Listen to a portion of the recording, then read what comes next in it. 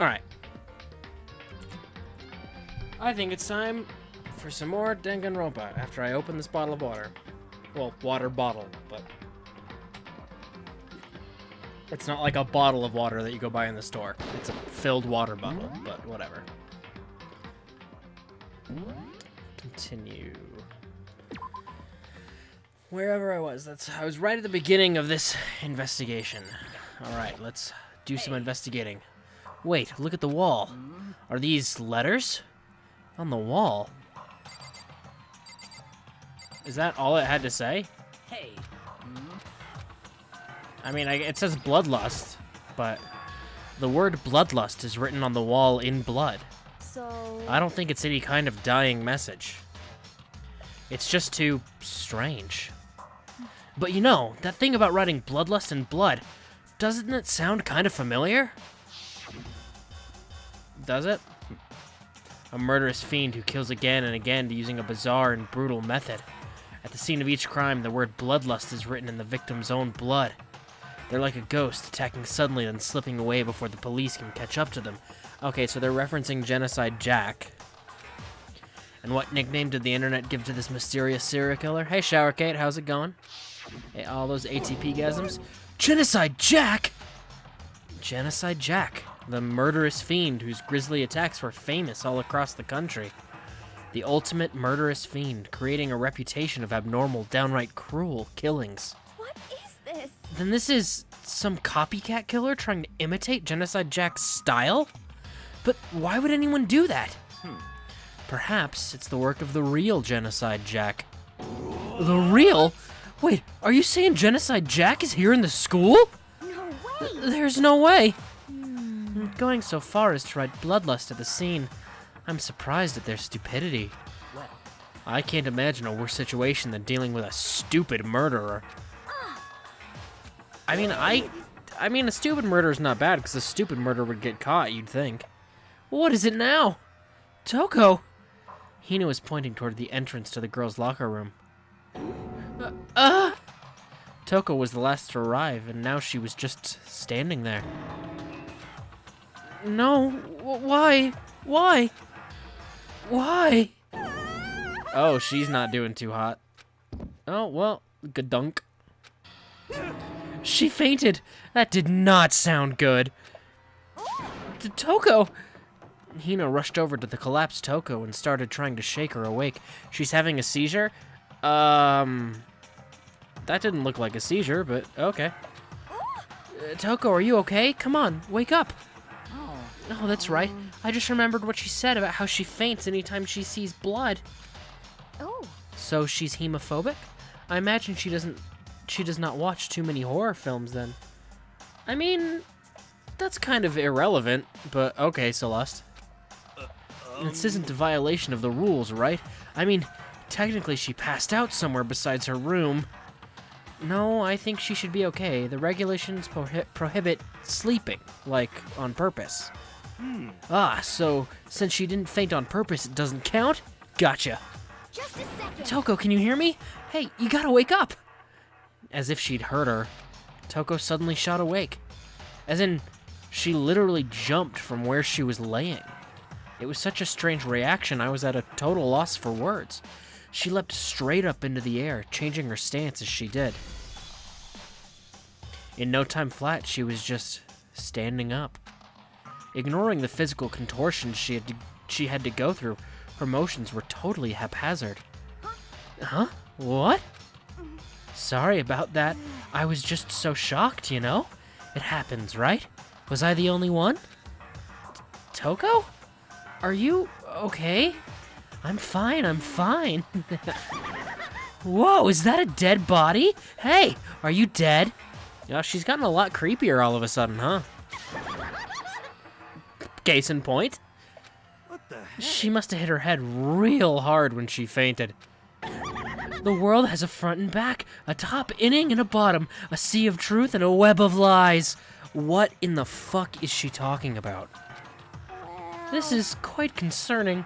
I mean, she sounds completely different. Here comes the best part of chapter 2. Oh, great. No, everything's fine. At least the stutter's all gone. That's a good thing, right? I see. It's clear to me that everything is not fine. Your eyes seem strangely vacant. It might be best if we take her back to her room for the time being. So, I don't mind taking her, but could someone help me? If you need help, I don't mind. Taka, could you help me? Hi there. Hey, Sorion, how are you? Huh? She totally ignored me. Very well. You take care of the girl, and the rest of us can begin the investigation right away. Can I assume nobody has a problem leaving Sakura and Mondo to on guard duty again? Hold on a second. Rushing to an investigation? The mastermind isn't behind that. After what happened last time, surely you realize that. Don't make me repeat There's no myself. question that Chihiro was murdered by someone among us. Isn't that right, Monokuma? Oh, here he is. Right as rain! But don't take it as a bad thing. It's just a fact of life.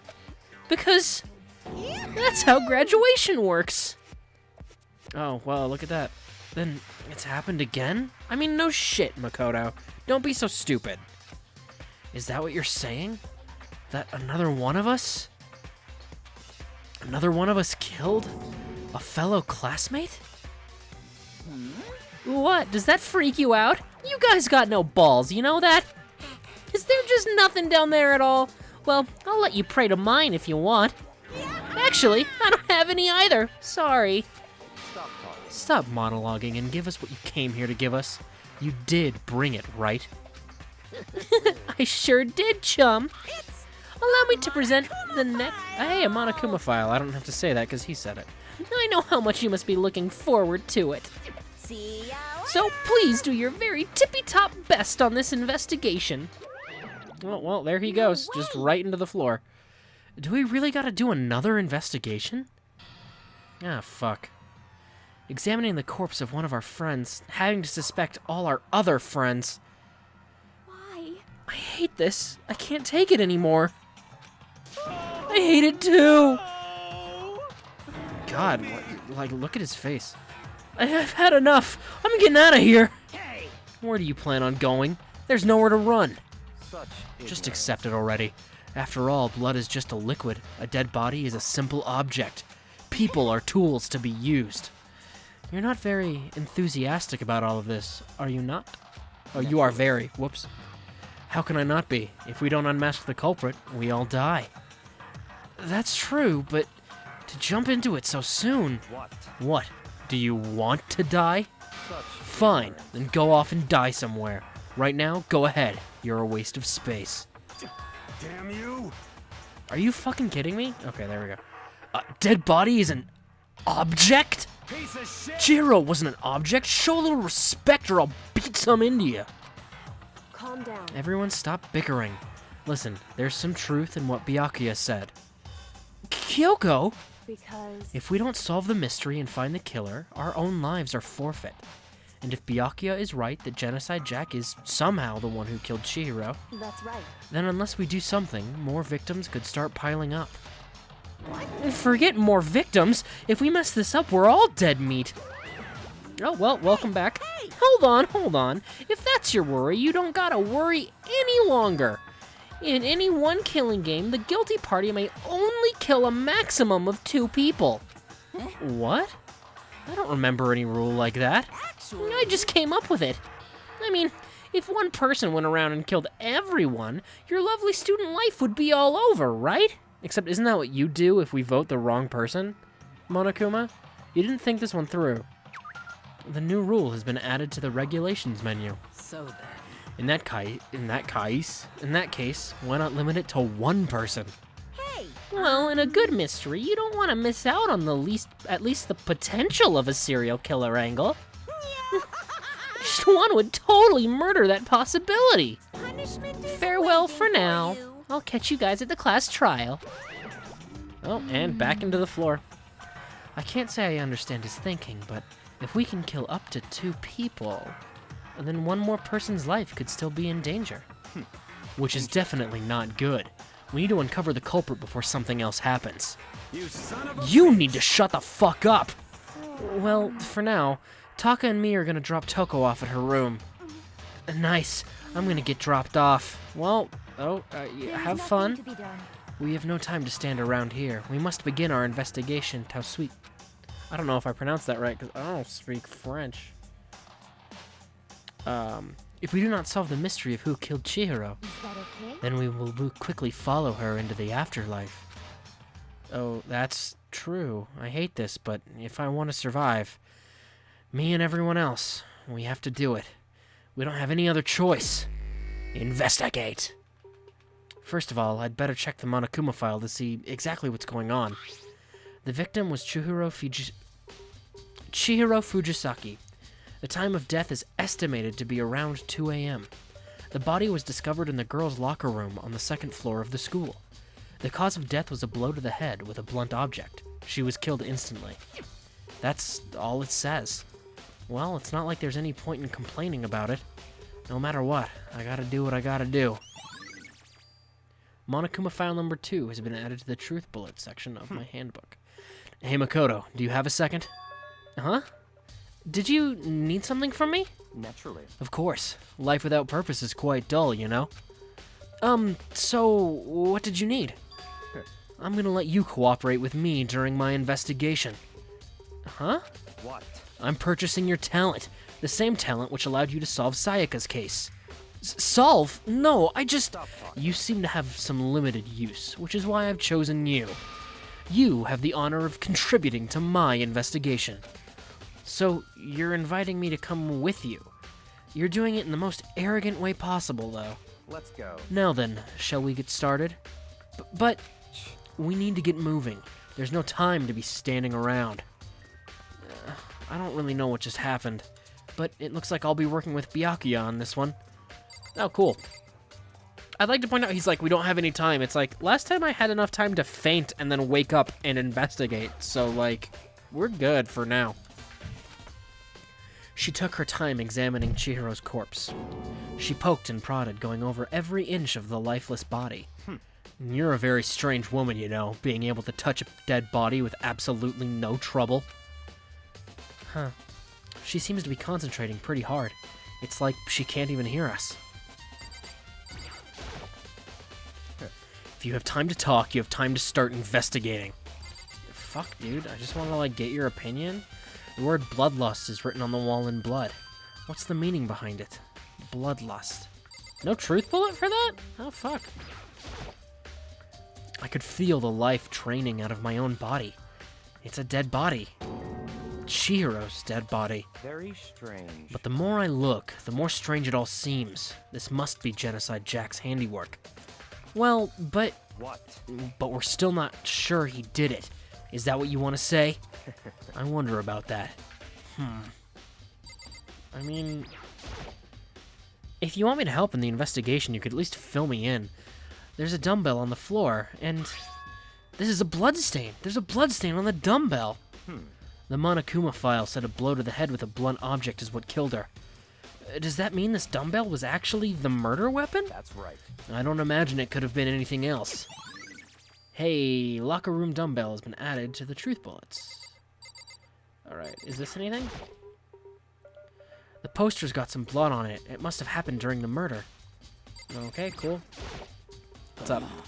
I use this locker room all the time. Now, it's become the site of Chihiro's death. But why was she killed in the locker room? Actually, if you think about it, she could have been killed somewhere else than carried here. She was very light, that's true. It wouldn't be hard for someone to carry her, but still. I still think she came here on her own, by choice. What makes you say that? She'd been talking a lot lately about how she wanted to get stronger. So you're saying she came here to exercise? But according to the Monokuma file, apparently she was killed around 2 in the morning. Would she really have been exercising that late? Perhaps. Hina or myself are usually in the locker room during the day, so she was probably avoiding it then. Avoiding it? Although we invited her to join us more than once, she never showed up. So I can only assume she was trying to avoid us. And instead, she came to exercise in the middle of the night? However, Perhaps, but it's difficult for me to imagine she would have come alone. She did want to start exercising, but she specifically mentioned she couldn't do it by herself. She needed support from others. So you're saying she could have come here in the middle of the night to train in secret? But that she also would have come with someone else? It's a possibility, I think. Alright, Sakura's account. It's good to know. What do you have to say? Dude had a real complex about being weak. You heard Chihiro talk about it, right? All, I need to get stronger. Yeah, I do remember. She said that more than once. Sure did, which I guess explains the trip down here. But did she really need to get stronger that badly? You already mentioned it, but she was a girl after all. Most girls aren't that strong. Wow, Makoto, back with that sexism and saying it right in front of Sakura, who will rip your head off your body. Like, she could murder you without a second thought. She is swole AF.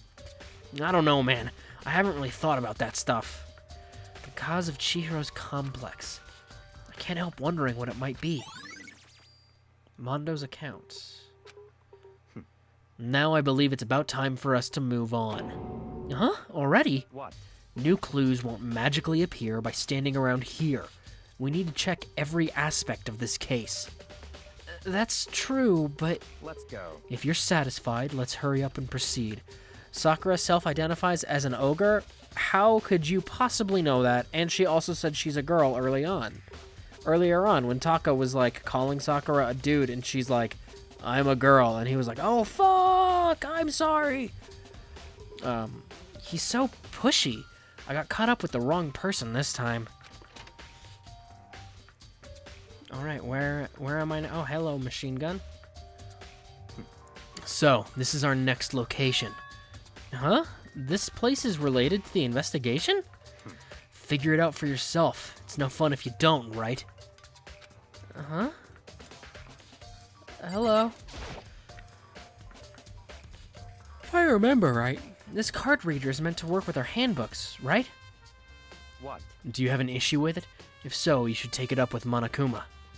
He said that, and then quickly and sharply clapped his hands together. Did you call for me? You called for me? Has he been domesticated? That's right. It seems that Makoto has a question for you. You need something? Sure, what's up? Well, it's just about this card reader. Yep. The card readers have all been designed to interface with each of your e-handbooks. You can only enter the locker room corresponding to the gender listed in your individual handbook.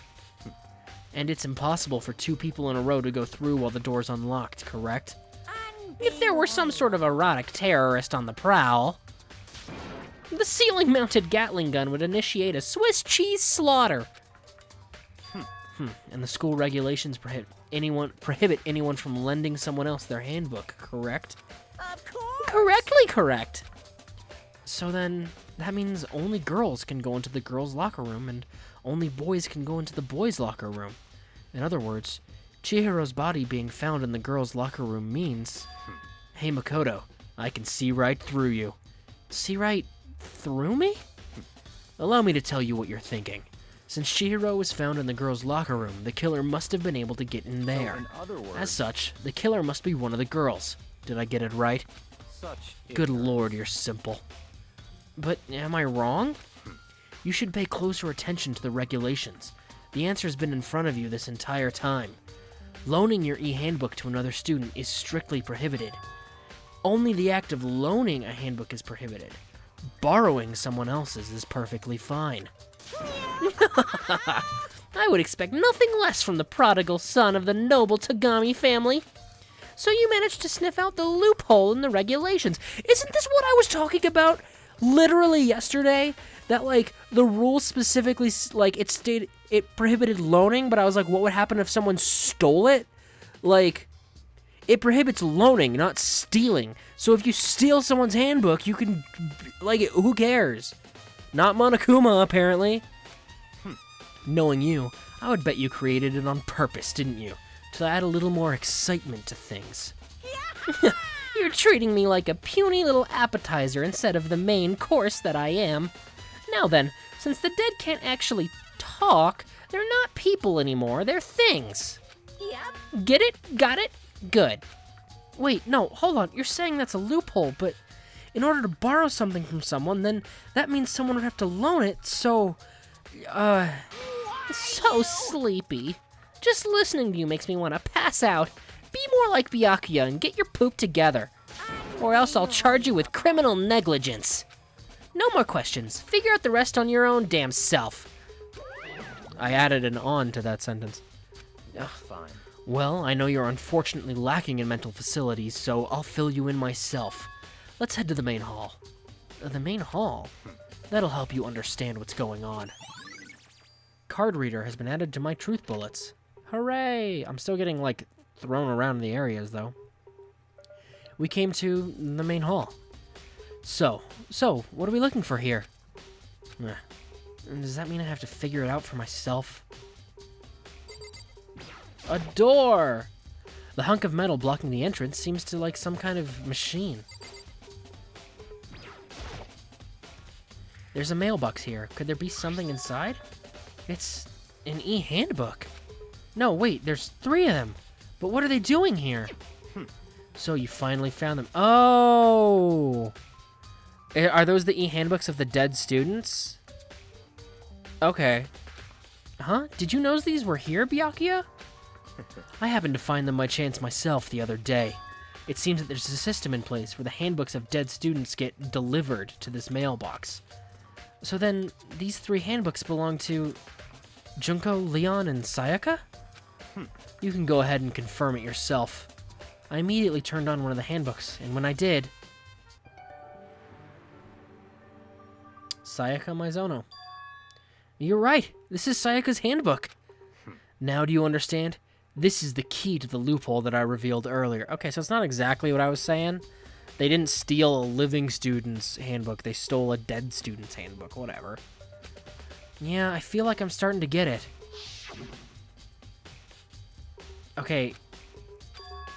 Like, we just read this. Why we got a flashback? I see. Yeah, now I understand. Main hall e-handbooks has been added. What? Hold on a second. What's wrong? Very strange. That's strange. One of the handbooks won't turn on. Is it broken? Whose is it?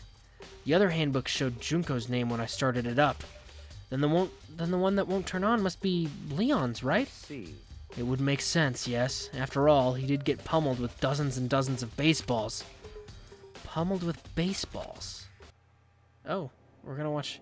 The memory of it came flooding back. The cruel punishment which led to Leon's death. The execution that Mastermind concocted. A cruel, heartless death. You're right. It wouldn't be surprising for the handbook to break during that kind of assault. Damn it! Hey, hey! Hey, hey, hey, hey, hey! Now I'm... Why is he still... What? That e-handbook is essential to student life here. Crucial, integral, instrumental, a super big deal. There's no way it would break that easily. But it did. That's impossible! If I say it wouldn't break, it wouldn't freaking break. If it can withstand up to 10 tons of pressure and it's waterproof to up to 100 meters, okay? I don't care how many baseballs you hit it with, it wouldn't do crap. Oh, but, even my amazing handbook does have one single weak point. It does? I can't hear But you! it's a secret. I wouldn't want you to go breaking any more handbooks. What? Then Leon must have broken it somehow without realizing what its weakness was, right? Hard to say.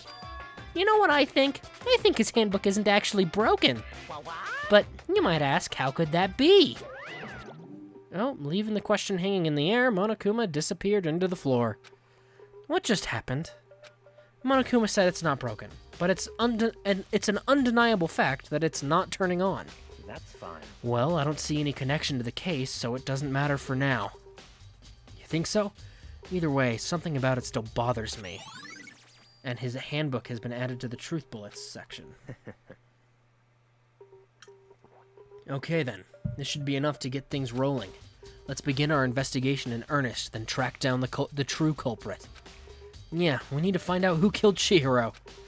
To be exact, not quite. Huh? Not quite? What do you mean by that, Byakuya? To be exact, not quite. Certainly I want to reveal Chihiro's killer, but more precisely, I want to discover the true identity of Genocide Jack. Then you really think? You truly believe Genocide Jack is the one that killed Chihiro? Don't make me repeat Absolutely. I have no doubt that Genocide Jack is the culprit in this case. That murderous fiend is Genocide Jack, right? What? There's nobody else it could be. A murderous fiend who kills again and again using a bizarre and brutal method. They're like a ghost, attacking suddenly, then slipping away before the police can catch up to them. Does he have this speech memorized? Because he gave the same speech last time he talked about Genocide Jack. And what nickname? Yeah, it's the same thing. Genocide Jack. They say he's killed thousands of people, but that's gotta be an urban legend. Still, could one of us really be a demented, psychotic killer like that? You're not wrong to wonder. But words mean little right now. I have something that will prove it, and I can show you. Don't just leave me hanging! Oh, are you fucking kidding me?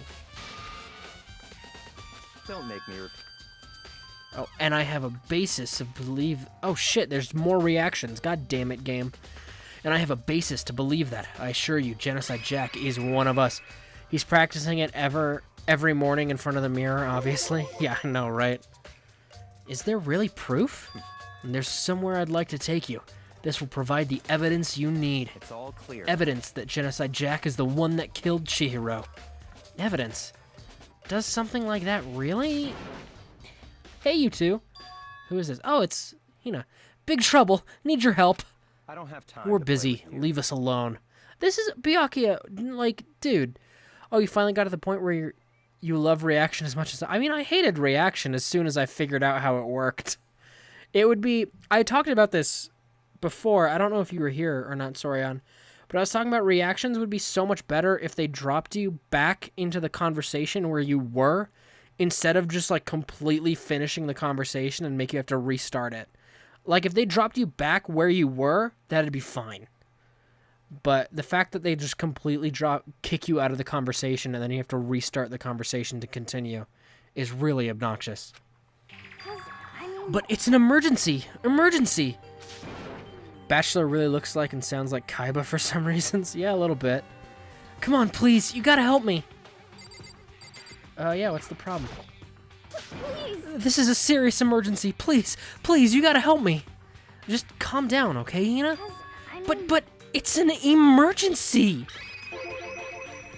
You have to imagine as the person being really annoyed. An emergency? What happened? Well, Something's wrong with Toko. She's acting super strange. Well, I mean, she was acting pretty strange earlier, right? What should we do, Byakuya? Very strange. Since it's Toko, I must admit, I'm intrigued. I suppose we can take a second to see what's going on with her. Are you sure? Don't make me repeat. Makoto, you interrupted me. I'm gonna start over. Don't make me repeat myself as he says that. I didn't expect that. I thought for sure he'd just say no and that'd be the end of it. yeah. Okay, come on, hurry. Wait for us, Hina. Let's go. It looks like she headed to the dorms, to Toko's room most likely. You're right. Way to interpret something from that situation, boy wonder. Oh, I have control. Fuck, I'm dumb. You guys are too slow. I think you're just too fast. My throat feels so dry, sorry. Battlestar Galactica showing some compassion. Battlestar Galactica. You guys are really starting to stretch for some of these. So, what's this emergency? Well, after what happened in the girls' locker room, we left Toko in her room so she could lay down. That's not how a human would say that sentence. After a while, we came back to check on her. You know, see how she was doing, but when we did, it was weird. She refused to come out and she kept saying all this weird stuff. Weird stuff? That's fine. We should try talking to her ourselves. Yeah, good idea. Sure, what have you got to say? Hurry up and do it. Oh, cool, thanks. I may as well give it a shot. The door swung open, slowly and silently.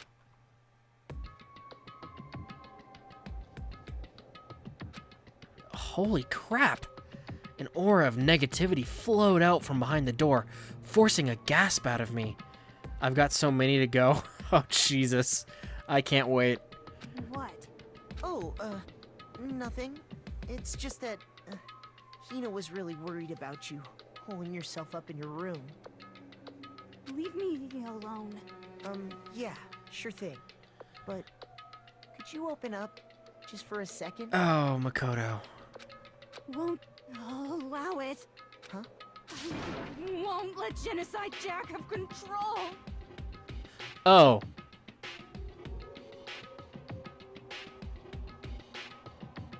Well then. Okay. And just like that, she slammed the door in my face. What was that? She's been acting like that the whole time, when I rang a little while ago.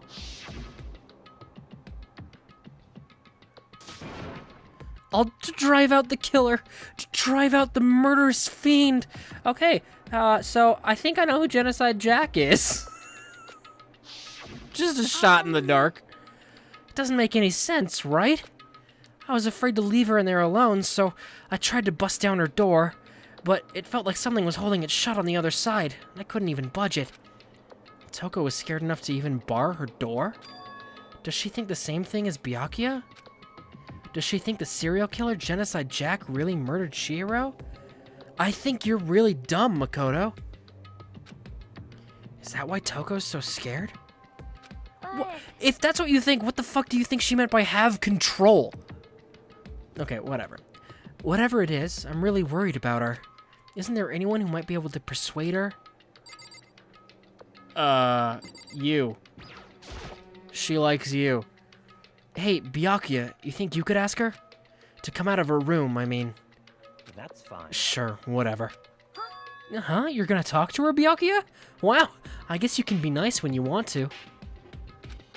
Byakuya stood in front of her door, not making a sound, and pressed the doorbell. After a few moments... What do you want? Leave me alone. You're all so annoying. Bacula! It's Byakuya. Fuck me. Makoto is right, you're just having control over the school, of course.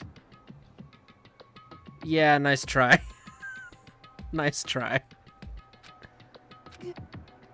I'm sorry, I couldn't keep our promise. But don't worry, never again. I won't let Genocide Jack have control ever again. And with that, the door slammed shut. Even Byakuya couldn't pull it off. There's nothing else we can do. Let's get back to the investigation. Bacula. Silly Hina. Brachiosaurus is not rude, he's just shy. Oh, hold on! Hey, Byakuya, what was Toko talking about just now? Something about a promise? What? Oh, I have no idea. Another one of her delusions, I'm sure. But Stop talking. if I say I don't know, it means I don't know. Just let Hina take care of her. Oh, yeah, okay. I'll stay here and keep an eye on her. Let's go. Well then, let's go. Without waiting for a reply, Byakuya sped away. Byakuya! And I hurried to catch up. I tried to talk to him several times as we walked, but he didn't even look back, let alone say anything. What awesome YouTube video, Sorian. He just kept walking towards his destination. Finally, his feet brought him to a stop in front of a certain room. Which certain... the library? Oh. Come on, let's go in. Alright.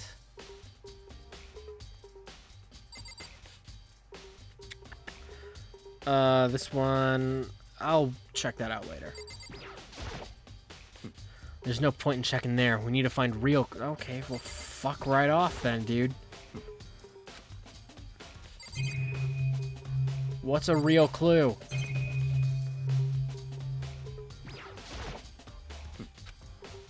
Okay, fine, you tell me what a real clue is, you dick.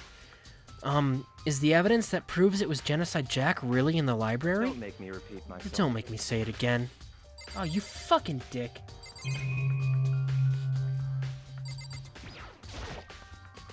Knock it off. What does a desk lamp matter right now?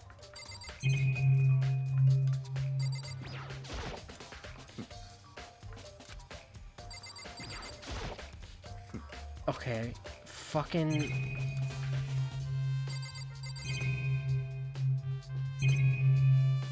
What?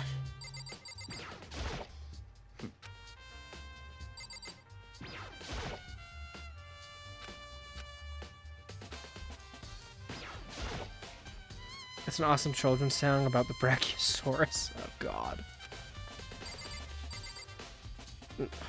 Not like this. I'm so confused as to what I'm supposed to be seeing. I've interacted with everything in this room. Don't make me repeat myself.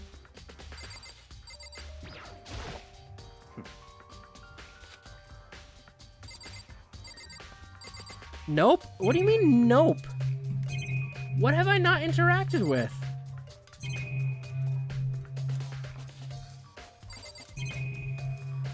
Because there's the 2 bookshelves. The lamp. He's really upset when I use the lamp.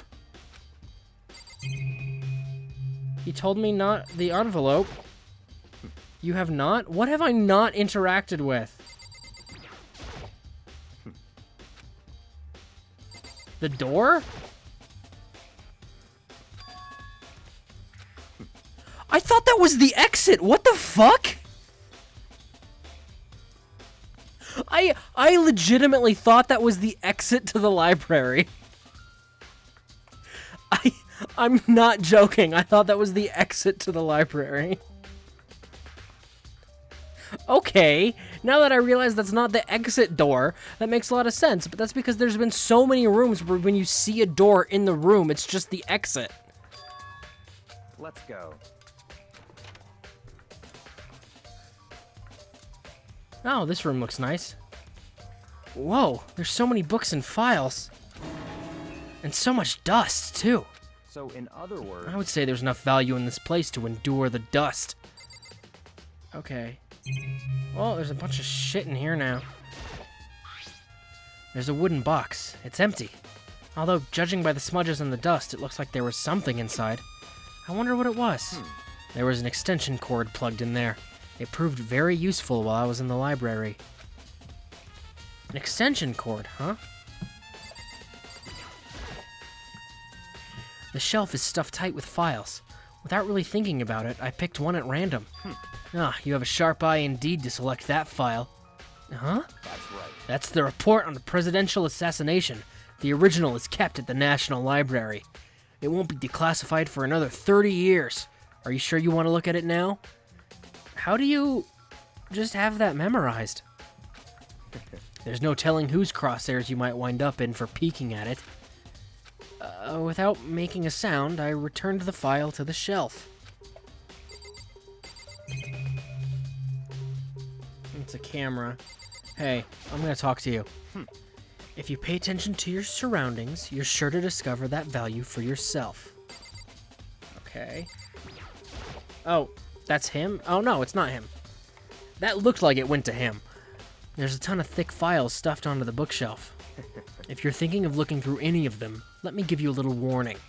Those things are filled with graphic, disturbing photos from all kinds of crime scenes.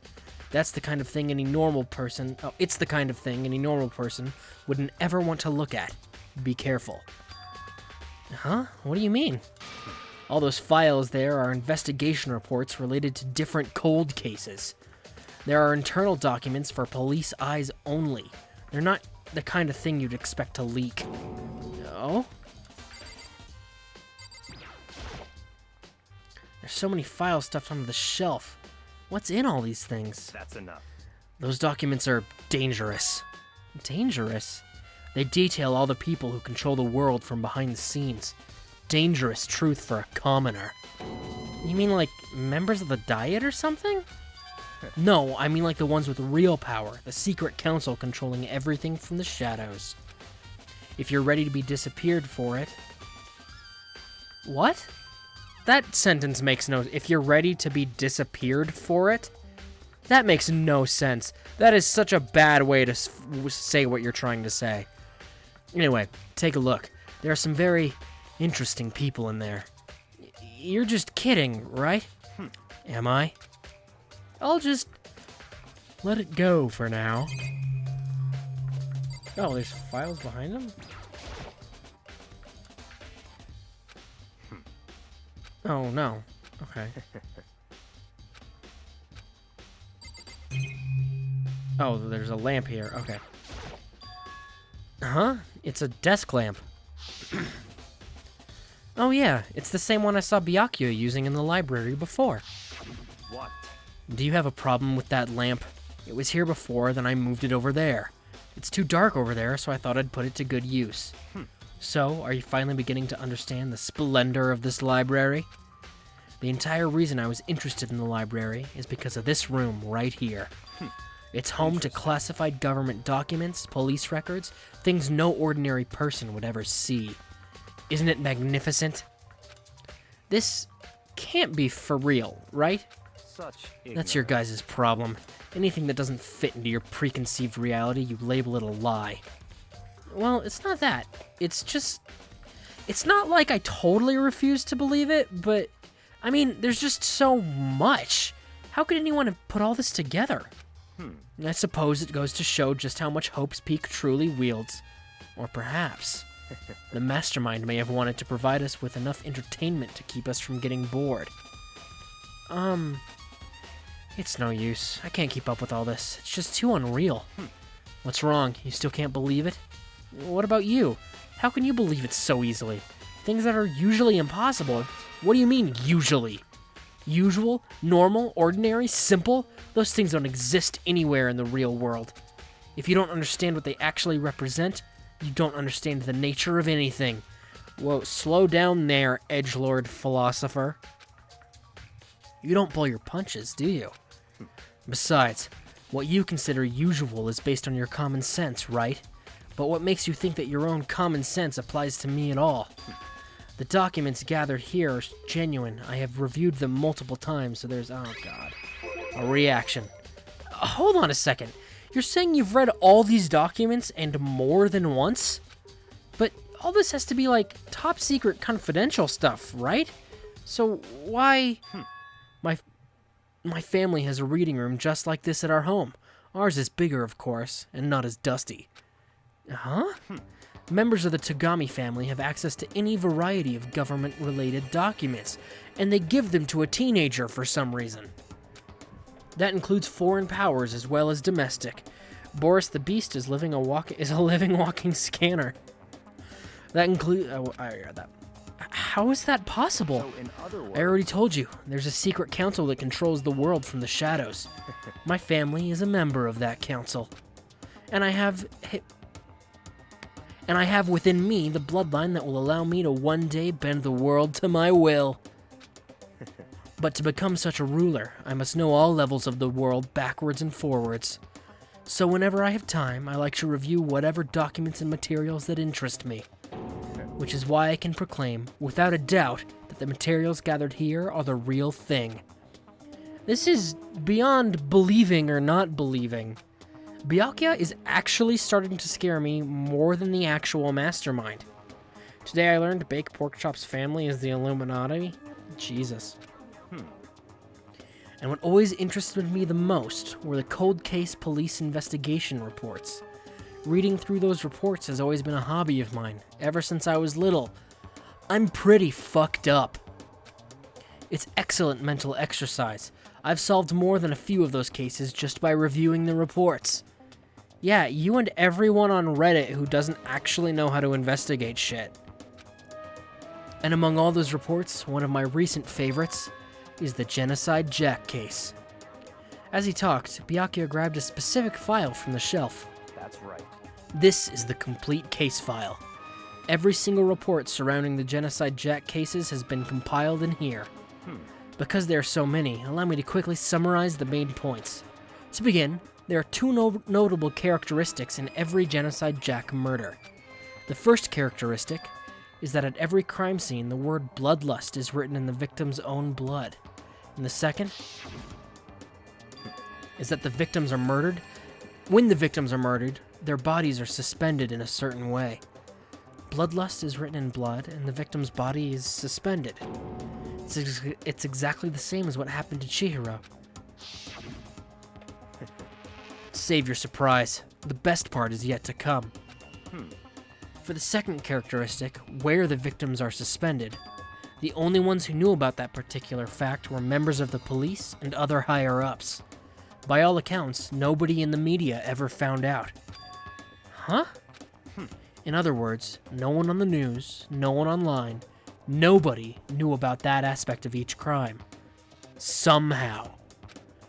Only key officials and the killer himself knew about the act of mounting the victim. Now, if you recall Chihiro's corpse, her body was most certainly mounted in this fashion. So, how could the killer have known about suspending the victim? That's right. That's the key question. But in fact, the answer is quite simple. So in other The culprit words, isn't a copycat killer. It's the real Genocide Jack.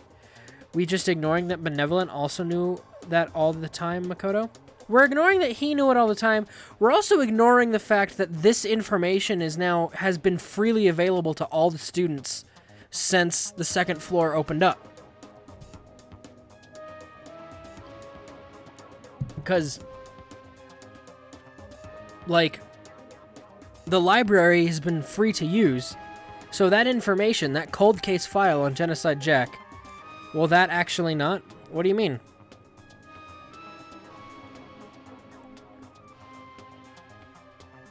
The library has been just as open to everyone, just as it's been open to Byakuya. We're all hanging out in here for a couple days.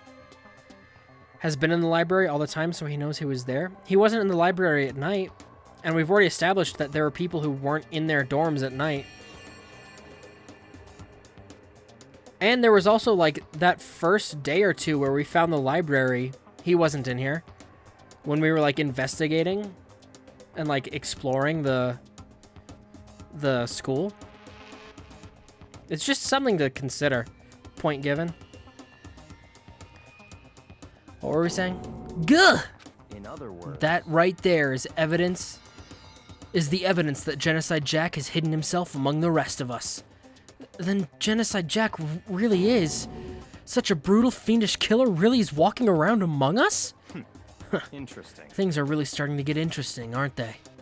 I never imagined a killer with such a reputation would ever become a part of our little game. I mean, did you ever imagine you'd be a part of this game to begin with? Now, don't you think it would be good for you to take a look at what I've already seen? You might just manage to ferret out a clue or two. Such If you get down on your knees and beg, I might even show you myself. Alright, Dick. Do you have a... Really? Hunger game. Okay, I don't know which one... Byakuya, about that Genocide Jack case file, could you let me see it? That's fine. Well, you didn't beg, but I guess it's okay this time. Feel free to look at it in here, but you can't take it with you. Oh. Byakuya handed me the file, and I flipped through it with tense, nervous fingers. Suddenly, my hand stopped. I'd reached a page where photos from the scene of each crime had all been collected.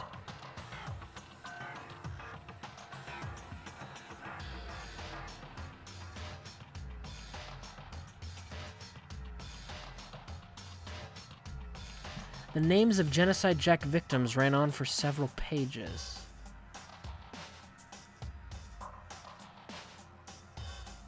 Hold on. The detail about the scissors is different. That's interesting.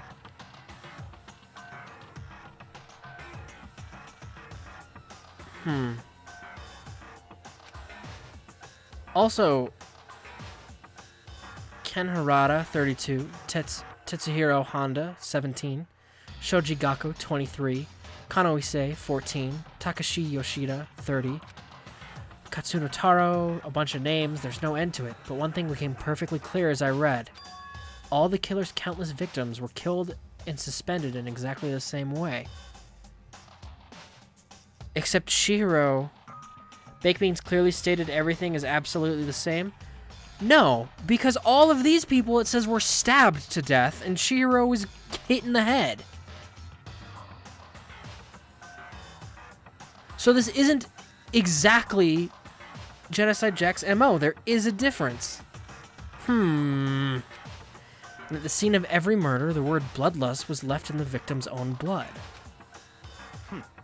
Now take a look at the next page and you'll find another interesting tidbit. The next page? Look at this scene again. Profiling results. All the crimes took place either on weekdays at night or during holidays, either day or night. The most common time for a killing to take place was holidays in the afternoon. Based on these facts, it could be suggested that the suspect may be a student. Evidence suggests that the suspect lingered at the scene, but when they did leave, they were in a panic. Because an eyewitness has never come forward, it's unlikely there was any external reason for this. This confused behavior suggests that the suspect may potentially suffer from dissociative identity disorder. So, in other words, The key point here is that the culprit may well have a split personality. A split personality? Like the kind of thing you see on TV? So I'm part of another totally unbelievable story. But this one is way more unbelievable than anything else up till now. Is it? Though, is it? Like, is someone who's mentally ill so much more unbelievable than being trapped in a high school and playing a killing game? Is it? Anyway. Or maybe it really isn't. Okay, thank you, Makoto. I don't know. I feel like my mind has gone numb. Genocide Jack case file has been added to the truth bullet go. section. Alright, we should get going soon. Huh? Where are we going? Anywhere but here. We finished our business here, haven't we? Ah, wait, Byakuya! As usual, Byakuya turned and left without another word. I hurried out of the library to catch up. It's not a killing game, it's a game of despair. Well, this is where we part ways. I have some things I need to take care of before the class trial. Huh? Just all of a sudden like that? I don't have time. Come on, enough of your annoying misapprehensions. Did you really think we'd be together the whole time? Take responsibility for yourself and do something useful. Move the investigation forward on your own. Goodbye. Well, goodbye. And just like that, he was gone. Just as quickly as he'd asked me to join him, he'd cut me off. In the end, I felt like I was just some plaything getting tossed around. At the same time, I'd uncovered some really important clues thanks to him. Genocide Jack. He's the one that killed Chihiro. And that murderous fiend is one of us. But who is it? I have to find that out no matter what it takes. And to do that, there's somewhere I have to go investigate one more time. I have to go back to the crime scene, the girls' locker room. I should check the boys' locker room too. And the others might have come up with some info I might find useful while I'm at it. I need to find out everything I can. Alright. Let's never go through all that again, so we'll save. Yeah. Let's go exactly inspect that truth bullet of the case file. They all killed in the same way and mounted to a nearby wall. The word bloodlust... Because that is not insignificant that it was specifying that every victim was killed by a stab wound and was hung with the murder weapon. That's not insignificant.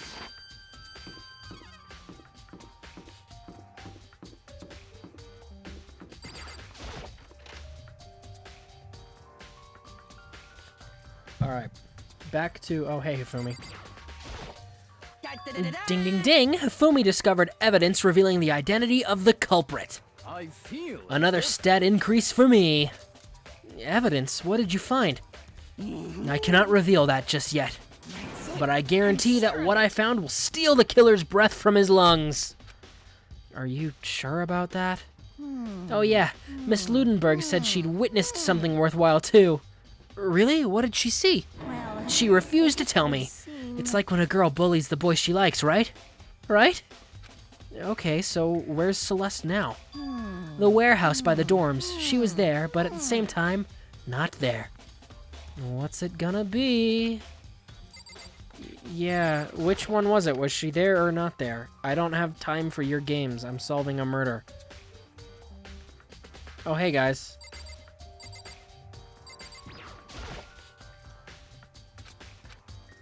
Okay, we already saw that.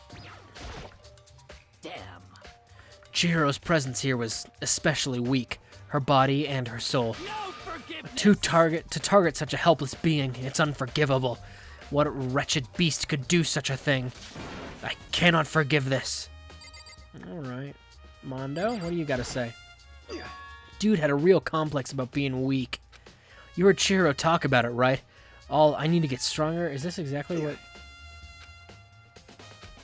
Is this exactly what he said before? Where did it come from? Hey, Kyoko, have you made any progress on your investigation? Indeed. Generally speaking. However... But I have to get going. I have something unrelated to take care of. Something besides the investigation? What is it? Well... Nothing you need to worry about. Just concentrate on the murder. But... So then... Before I go, let me give you one piece of advice. You should examine Chihiro's body one more time. Thoroughly. Also, her handbook is missing. You might want to determine its whereabouts. Goodbye. That's it. I'll be praying for your success. She gotta take a dump, Makoto. Oh. With that, Kyoko turned and left the girls' locker room. I guess I'll take another look at the body then.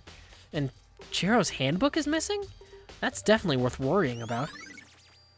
Chihiro's e-handbook. It's missing. And we'll look at the body. Kyoko said I should examine the body one more time. I know she said thoroughly, but I do have my limits. Well, I'd better give it a shot. Anyway, let's see. Chihiro's hands are bound with what looks like some kind of rope. The rope was used to prop her up in a kind of crucifix position. Uh-huh. This rope has a plug? So wait, then this isn't a rope at all. But the more I think about it, the more that's not the only thing that concerns me. Chihiro's fatal injury was a blow to the head, which means someone struck her on the head in order to kill her. That's right, there's an issue of her being suspended and the fatal blow. At first, I didn't see any reason to think too much about either of them. But seeing them again after looking through the Genocide Jack file, something's not quite right. What does this all mean? Well, the one thing most likely to tie all these mysteries together is the true nature of the rope that was used to suspend Chihiro.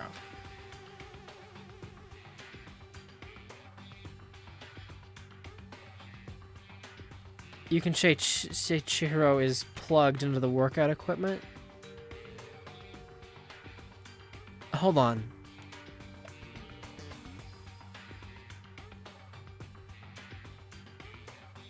Whoever... This was the plug from the library, wasn't it? And then the reason he had to move the light... I don't know. I figured out there's a certain place... Yeah, plus it might help to look at the Genocide Jack case file one more time. Yeah, I think it would. I think it would be very helpful. Oh, that's the wrong door. Whatever. What? Oh, probably bloodlust. The word bloodlust is written on the wall, just like all those other Genocide Jack cases. At every crime scene, the word bloodlust is written in the victim's own blood. There's a bloodstain on the carpet. It could only have been caused by Chihiro's murder.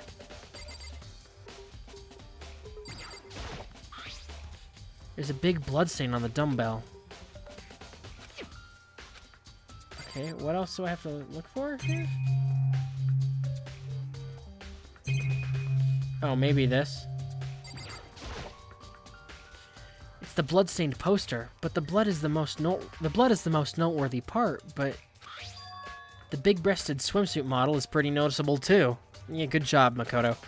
A girl's locker room doesn't seem like the kind of... You know, he makes a good point. He makes a very, very good point. Thank God it's blood. With that positioning, yeah, I guess. Yes.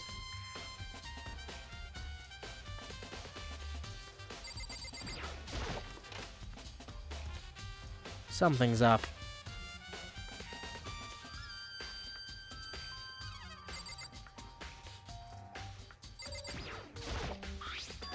That's a strange stain on the carpet.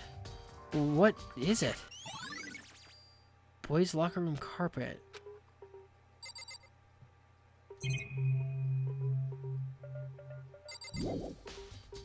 No, yeah, that's the wrong button. That's not the button I meant to.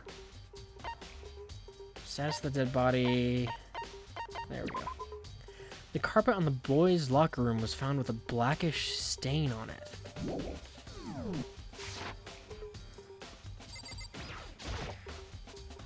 Huh, this poster. I really don't like the game told you 10 minutes ago to also check the boys' locker room. I mean, I would have checked the boys' locker room anyway, especially when it's like, this model is a weird thing for the girls' locker room. It makes kind of sense to check it after seeing the poster in the girls' room. Yeah, I mean, I don't know. I get what you're saying, but it doesn't really bother me. But before that, there was no reason at all. Yeah, I mean, just being thorough, right? Like, I would also want to check, like, the pool and shit that doesn't matter just to, like, check it. But I'm anal, so I don't know. This poster, it's a popular boy band called Tornado. Somehow it doesn't seem to quite fit in the boys' locker room. Oh, but wait, that reminds me. The poster in the other locker room is... That's right. There's definitely something strange about this. In the boys' locker room, there's a poster of a popular boys band.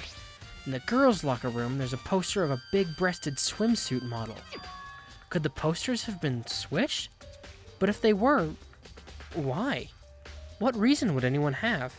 If you want to be thorough, why not check Chihiro's room? Oh.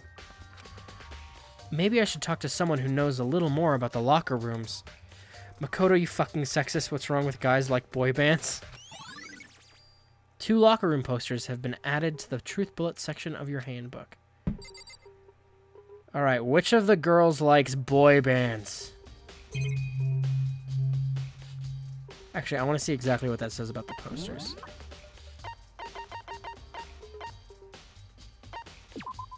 Blood was found on the poster inside the girls' locker room. The poster featured a big-breasted supermodel popular among young boys. Meanwhile, the poster in the boys' locker room was for a boy band popular with teenage girls. Actually, Monokuma's like really fucked up. It's fair.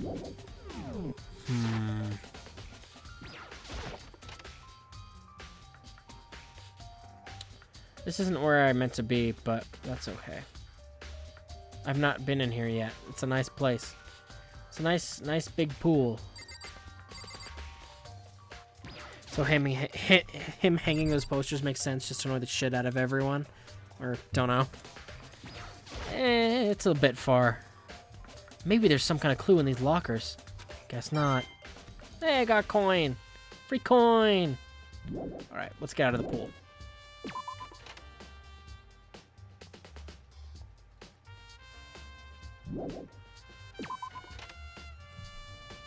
Someone who likes boy bands.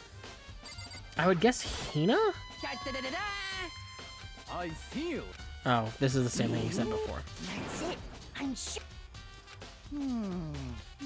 But, okay, I should go talk to Celeste.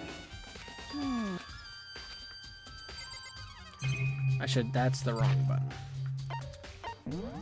Celeste would be a worthwhile person to go talk to right now. Dormitory. Celeste is here. Okay. Please. There we go. Can I not fast travel here?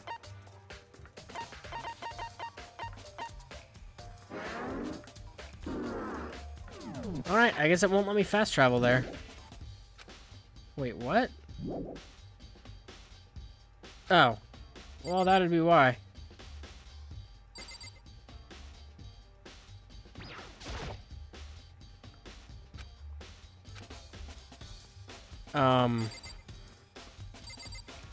Oh, I had to talk to someone about exercise equipment, right? It said that at some point, maybe? You know about these things. You spend a lot of time exercising in the girls' locker room, right, Sakura? You can't teleport when there's enemies nearby. I forgot that the game wanted me to talk to someone about exercise equipment. That was just me forgetting. Of course. I've used it nearly every day since it opened up. Sometimes Hina and I use it together. Okay, then, let me ask you something. Do you think the posters in the boys' and girls' locker rooms could have been switched? I'm sorry. Sorry, I can't really say. I never paid any attention to the posters. I see. However, But there is something that's been bothering me about the locker rooms. You see, I like to drink a little protein coffee every time I finish exercising. We have protein coffee? In the warehouse. It's not the highest quality, but I don't have a lot of other options. I mix protein powder with coffee and down a glass of it after exercising. That sounds horrible. Better talk to Better Twitch TV. He should know about exercise equipment too. Better Twitch TV. Hina's not lesbian. Anyway, the other day I spilled some on the carpet in the girls' locker room and it left a stain. A stain? But I don't see any stain on the carpet now. Exactly. I noticed it earlier. The stain has disappeared. I can only assume someone came along and cleaned it up. Well, I have good news and bad news. The good news is that they didn't clean up... Well, no, I guess it's bad news that they didn't clean up the stain. The good news is that that stain is in the boys' locker room now. That carpet's definitely been switched. Which leads to question, was the girls' locker room really the scene of the murder? But still, isn't it unusually clean? As if there was never a stain here to begin with. Yeah, disappearing stain. Yeah. Okay, now I can probably fast travel, right? If I hit the right button, that is.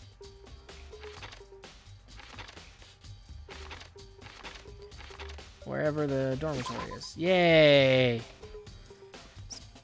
Sakura really looks like a Yu-Gi-Oh character, like she's gonna pull a blue eye. I mean, I don't know about that. I can't think of any buff Yu-Gi-Oh characters. She looks like Pegasus found out it's far more effective to just beat up Yugi.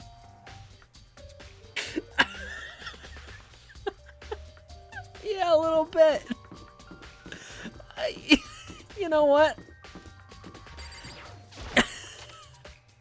You know what? You're both right. Oh my god.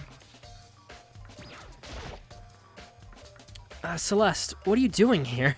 Let's get back on track.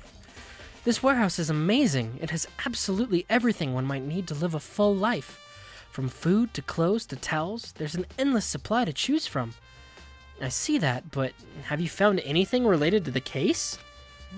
I knew you were going to ask me that. I thought talking about the warehouse itself might misdirect you, but I see it was pointless. Then, did you find something? It's time to duel! Nah, smacks a chair over Yugi's head and steals the puzzle. Man, that show would have been so much shorter. Very well, I'll tell you and only you. Actually... Last night, I saw her here. Chihiro was in the warehouse. What? Really? Indeed. That was right before nighttime. Hmm? Huh? What are you doing out now? this late? This is voiced. Oh, I was just... Are you planning to go exercise, perhaps? What? How did you know? Because I can see a blue track jacket sticking out of that duffel bag you're carrying. Oh, you're right. Well, I'd better get going. I'm kind of in a hurry.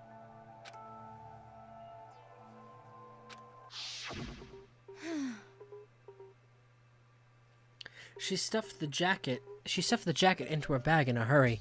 It was almost like she was trying to hide it.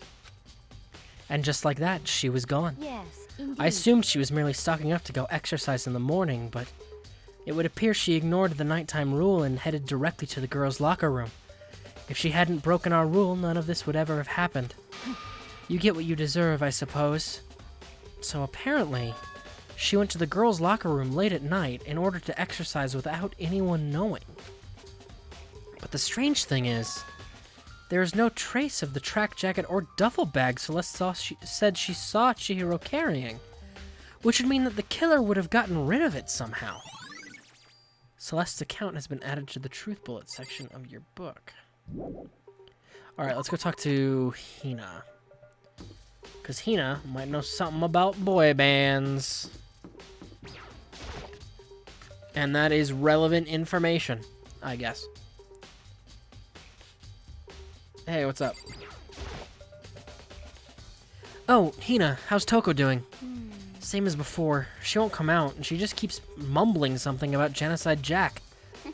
So I just left her there. You left her? My head was all swimmy, and I was getting pretty hungry. Yeah, Oh, but don't worry. I'm gonna head back as soon as I'm done eating. Hina, do you know the band called the Meaty... Oh, Shower Kate, no, don't make me think about that song. Toko's not exactly pleasant, but I'm still worried about her. Speaking of which, what are you eating? Huh? A donut, of course. Of course. There's two things I'm sure God created. Outer space and donuts. Well, her hands just shrunk. Did anyone else notice that? She has like the Toko thing now where her hands are too small for her head. Anyway, really? I bet and they just grew! I bet Chihiro would have liked to eat more donuts. Maybe that was her one big regret. Maybe, I guess. I should have tried to spend more time with her. Come to think of it, who did she spend time with? Well... Yeah, she was a little bit strange. Didn't really hang out with the other girls much. It was like she was trying to keep her distance from us. Actually, Sakura said something similar. She said that even though you and her invited Chihiro to exercise with you, she always refused. Yeah, totally. Yep, it's true. And it wasn't just us either. It was like she stayed away from all the girls. Was she just shy? I don't know. She talked to the boys all the time. Isn't it kind of weird to be shy around your own sex, but totally fine with the opposite sex? Nah, I mean, some people are different, you know? Oh, wait, maybe. Maybe she was used to guys spoiling her. The law says you can't judge a book by its cover, right? I don't think the law says that, but... your heart's in the right place, Hina. You think so? I never really saw her as that kind of girl. Aoi's account. I wanted to ask you about some posters. I should have tried to spend... Wait, really? Well, yeah, Okay, well, this is the same conversation. Hina just low-key calling Chihiro a whore. Inviting her to work out? Yeah, sure, that'll work fine. She wasn't calling her a whore, she was calling her a bit of a gold digger. There's a difference.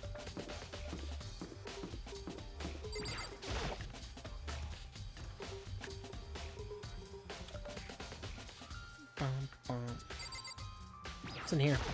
Can I look in here yet? Lockers. One of them is unlocked, but I don't see anything inside. There's nothing inside. Can I look in here?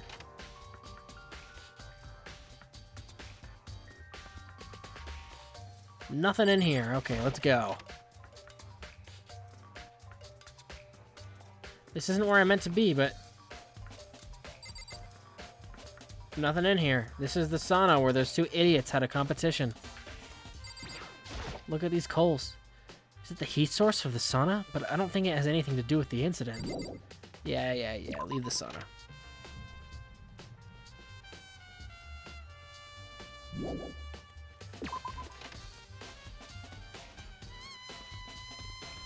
Let's get out of the bathhouse, come on. I guess we can check the trash. I don't think the trash is actually going to be important, but whatever. Might as well give it a check. Why was the handle sideways? Does not seem to be anything here. Okay.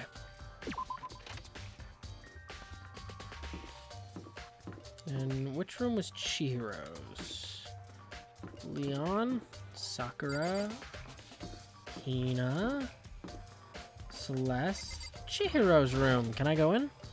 This is Chihiro's room. But now Chihiro's gone. Why? Why? I guess not. Let's check on Toko.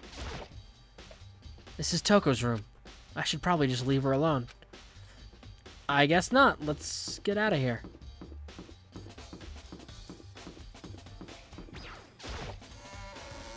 Alright.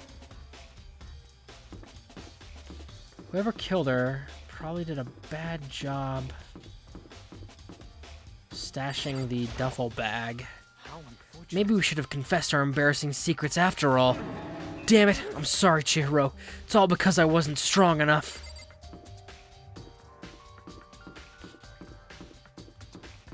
Okay, that invisible wall every time. I'm just booking it straight towards the stairs, and then it's like, no. Alright.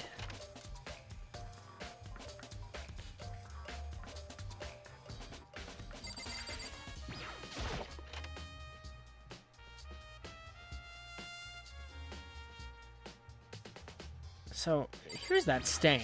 Like, that is definitely the stain. But it doesn't actually let me view that stain as anything, so...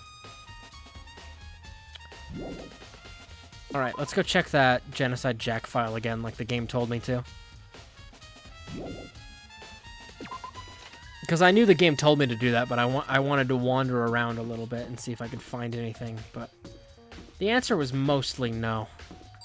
I guess I found a couple there. I got a couple people's accounts.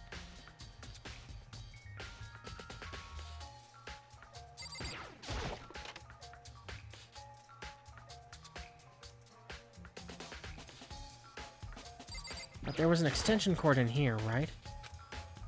The extension cord was in there before.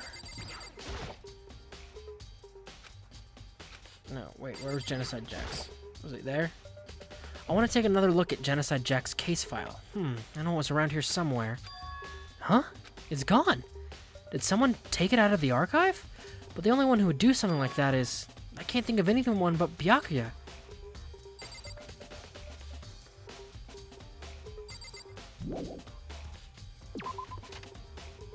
But why would Byakuya?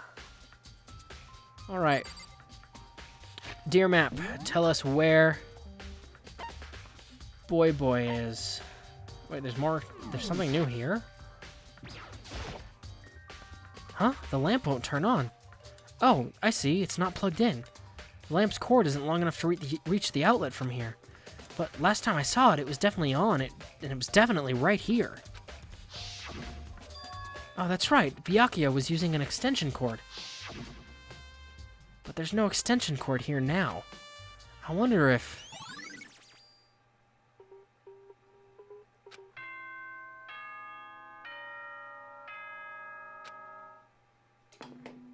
Is it really time for the class trial?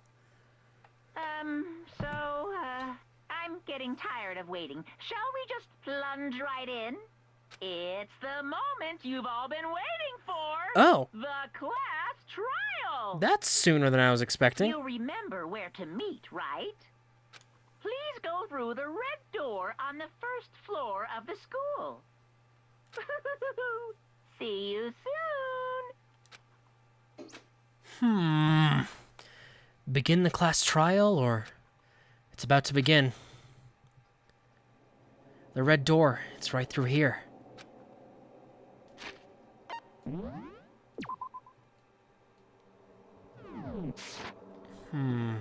Let's, really quick, before we go in there, let's review my truth bullets. So we have the file. The victim was Chihiro. Time of death is estimated to be around 2 a.m. Body was discovered in the girls' locker room. Cause of death was a blow to the head with a blunt object. She was instantly killed. I can go through these here. Chihiro wanted to get stronger. She declined several invitations. She may have used the locker room late at night to avoid them. Despite this, Chihiro would say that she desired help with her efforts.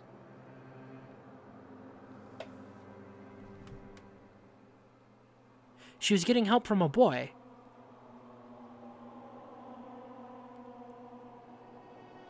And she used Leon's card key, or whatever, the e-handbook, to get in. And so she was getting help from a boy. And then the boy that was helping her killed her in the boys' locker room. And then for some reason went to the library to get the extension cord and saw the file on Genocide Jack that talked about hanging up the victim.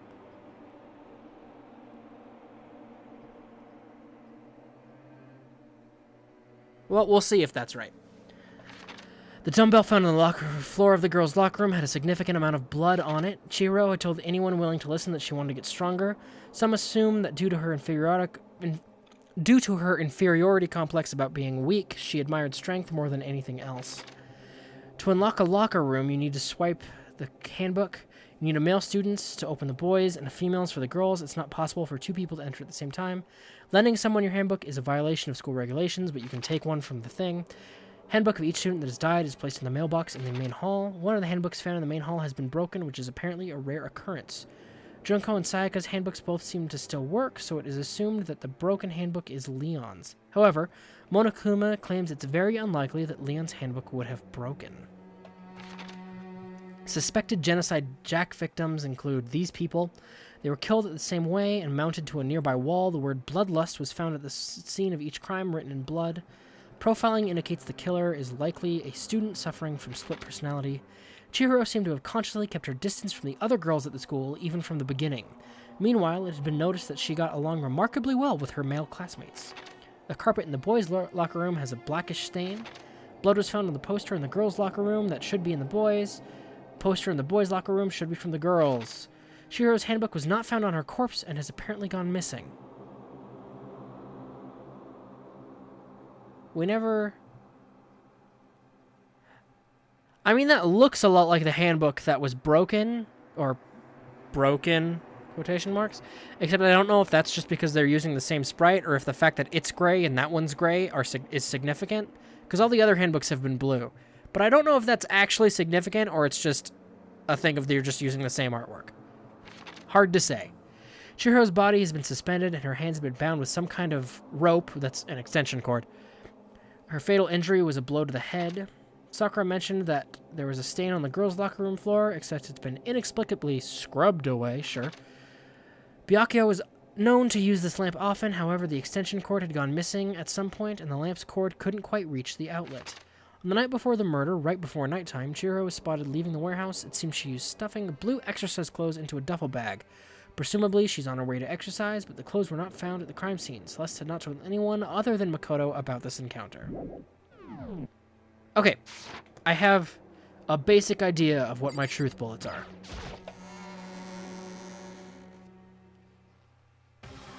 Hey, gang.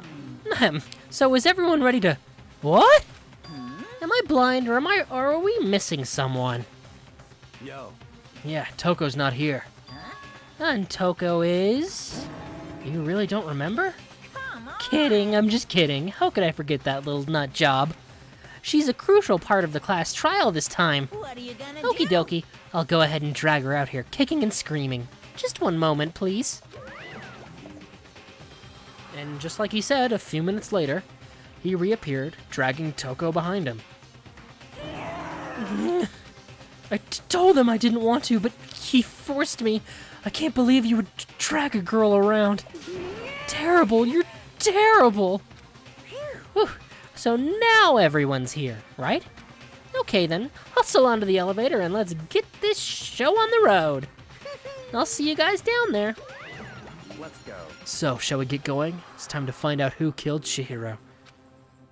Chihiro Fujisaki. She was so gentle, so calm and meek. Nobody had any problems with her. Someone made the choice to kill a girl like that. And that murderer is one of us. Someone standing right here. I could talk to all of them, but let's go on to the trial. That's the exciting part. We have no choice, right? We have to do this. It's true.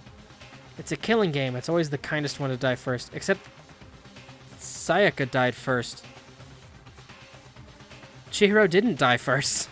She's the fourth kid to die at this point. Yes. I gave a small nod in reply. With one last deep breath, I walked toward the elevator on shaky legs. With each step forward, I could feel my heart starting to race faster and faster. Sayaka is kind too. She's just a little... She did literally try to murder Leon and blame me. As soon as everyone was on, the elevator began to descend. I couldn't get a handle on my emotions, couldn't stop speculating. The steel box sank with heavy clunking sounds deeper and deeper into the ground. And as we went deeper, the uneasiness of my heart grew bigger and bigger.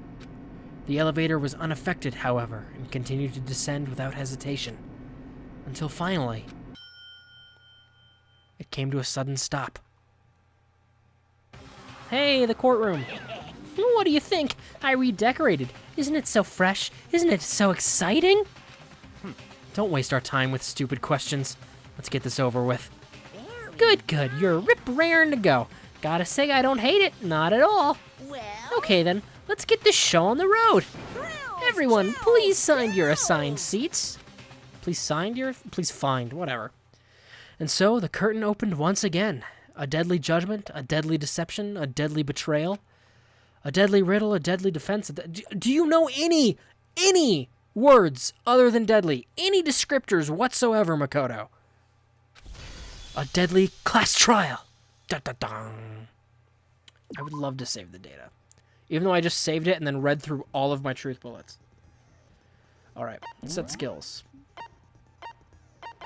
Lost in thought. Increases the time limit for each phase. That's not bad. And then what else do I have? Melodious voice. Damage to the opponent when a statement is destroyed. Effective during the bullet time battle. I don't know that I'll need more time, but since there's literally no penalty to me taking it right now because I don't have enough skills to take up my skill points or whatever they're called, I have no problem taking it. All right, cool. And then is this just... I already looked through all this. Okay. We are ready to begin the trial. All rise. For the Honorable Judge Let's Monokuma. begin with a basic explanation of the class trial. So, your votes will determine the results. If you can figure out who done it, then only they will then I'll punish everyone beside. All right, why does he have to explain to this again? Let's talk about the murder. Okay, cool. This is new. First, we have to make clear what was used to deliver the fatal blow. Oh, really? Make your argument. Okay.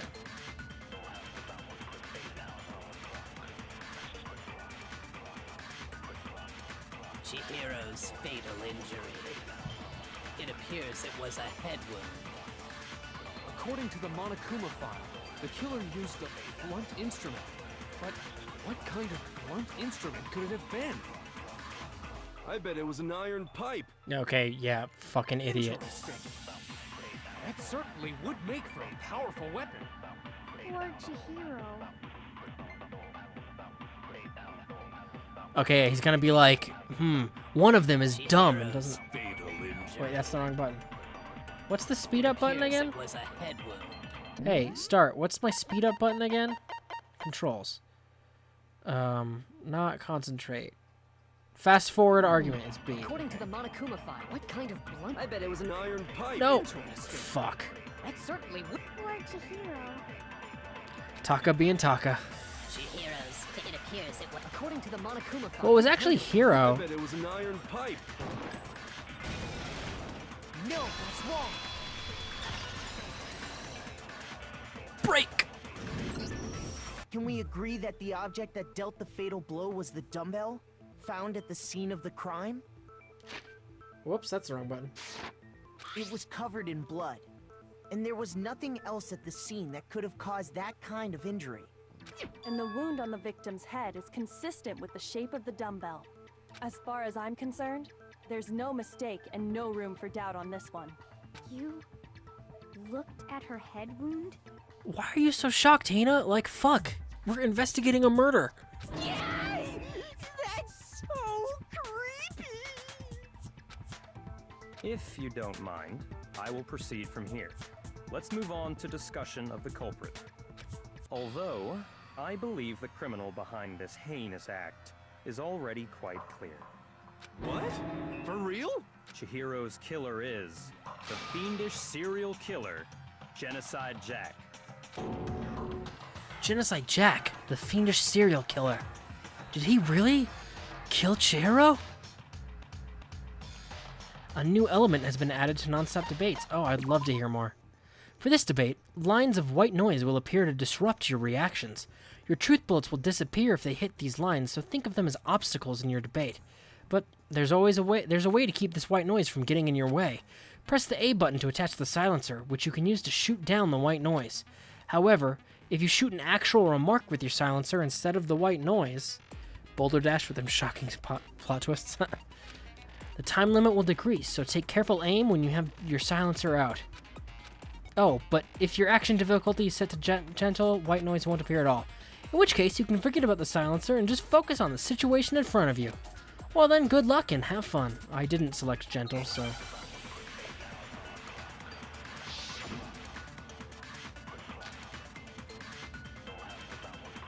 Let's find what this...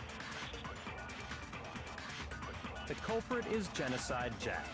I'm sure of it. Case closed, as far as I'm concerned. But that's impossible. Why? What makes it impossible? Well, I mean, come on. There's just no proof for it. Okay, well, there's the problem. Hey, so speaking of Really? Genocide Jack, I don't know who that is. Okay. I don't know what that was Culprit saying. is Jenna's case closed. But that's Why? what makes it. Well, I mean, come on. There's just no proof for it. No! Ah, you fucker. So I don't know who that is. The culprit is Genocide case closed. But that's Why? Should What I- makes it impossible? Oh, I have to... I mean, come on. There's just no proof for it. No, that's wrong. Okay, so it's just pressing A. Might know one reason he could be involved. What? I found this file while I was looking around the archive in the library. Yeah, Makoto, you found the file. It wasn't just handed to you by someone telling you exactly what it was. You found it. I guess it's some kind of confidential file the police put together about the Genocide Jack case. What? That's kind of weird as shit, isn't it? What was something like that doing in the library? The why of it is probably more trouble than it's worth. So let's forget about that for now. More importantly, it outlines all the specifics of every Genocide Jack case in exceeding detail. According to the file, there appear to be 2 defining characteristics in every Genocide Jack case. I'd say 3, but you're an idiot, Byakuya, so it's fine. The first is Don't that act a like bloody Birthday Cake message could have is found manipulated written him. at the scene of every murder. Oh, that's right. Boob lust. This fucking moron. This fucking idiot. Boob lust? I would strangle you right now if Monokuma wasn't watching me. No. It's actually bloodlust. But more important is the other characteristic, and it's something that has never been made public. Never made public? What the hell is it? Why don't you tell them, Makoto?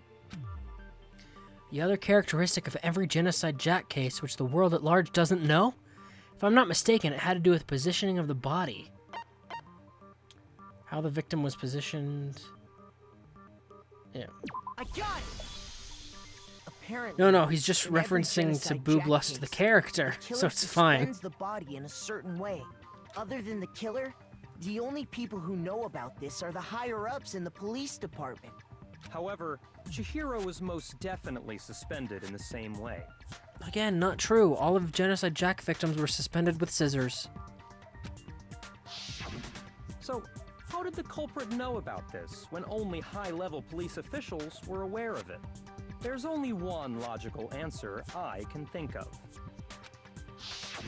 It's because the culprit in this case is the real Genocide Jack. No fucking way! You're saying Genocide Jack is one of us? Yes, in fact, it's Toko. What? Genocide Jack's true identity is Toko Fukawa. Well, at least he figured that one out. What? Hey, okay, wait, hold on a sec. Toko has, like, bloodophobia or whatever, remember? What kind of serial killer is afraid of blood? Byakuya not playing around? Yeah, I know. Is Toko Genocide Jack? The answer is yes and no. Another riddle.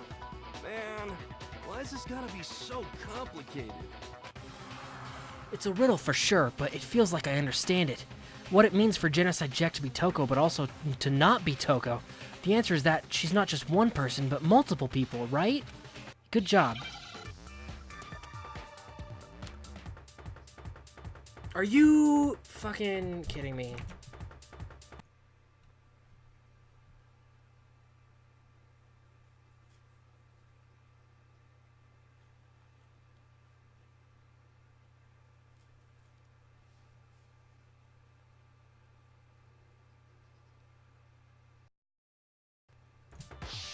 There we go. Hangman's Gambit.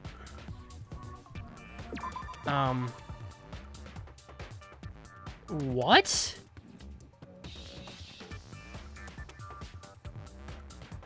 F, no F? I don't know what I'm looking for here.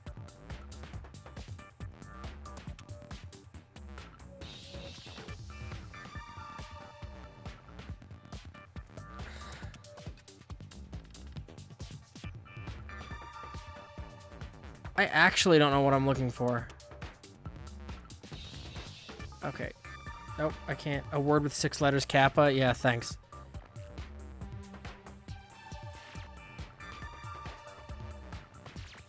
So I was thinking, like, identity disorder or identity, but none of those are 6 letters.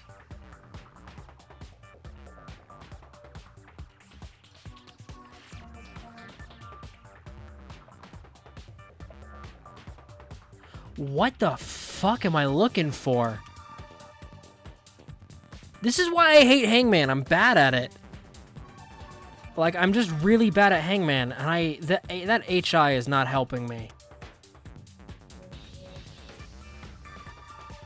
It's gonna be really obvious when I get it, but I'm not gonna get it for 1,000 years. Fucking what?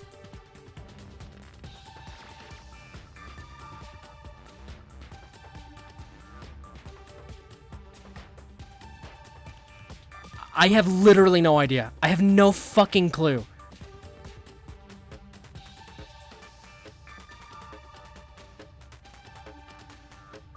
I have actually no idea.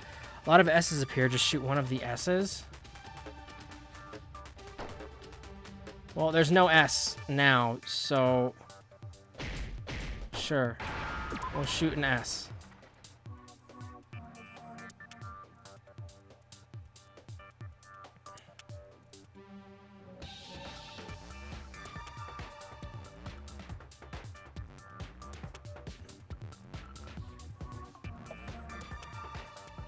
Tells to shoot an S, no S to shoot Kappa.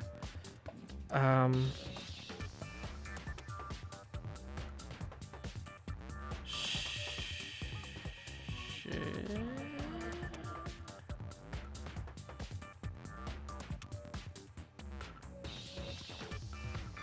I'm guessing C.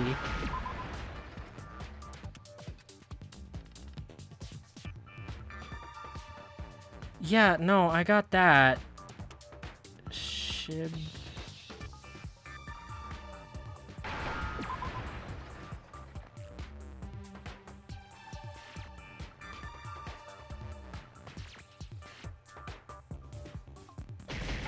Is it supposed to say schizo?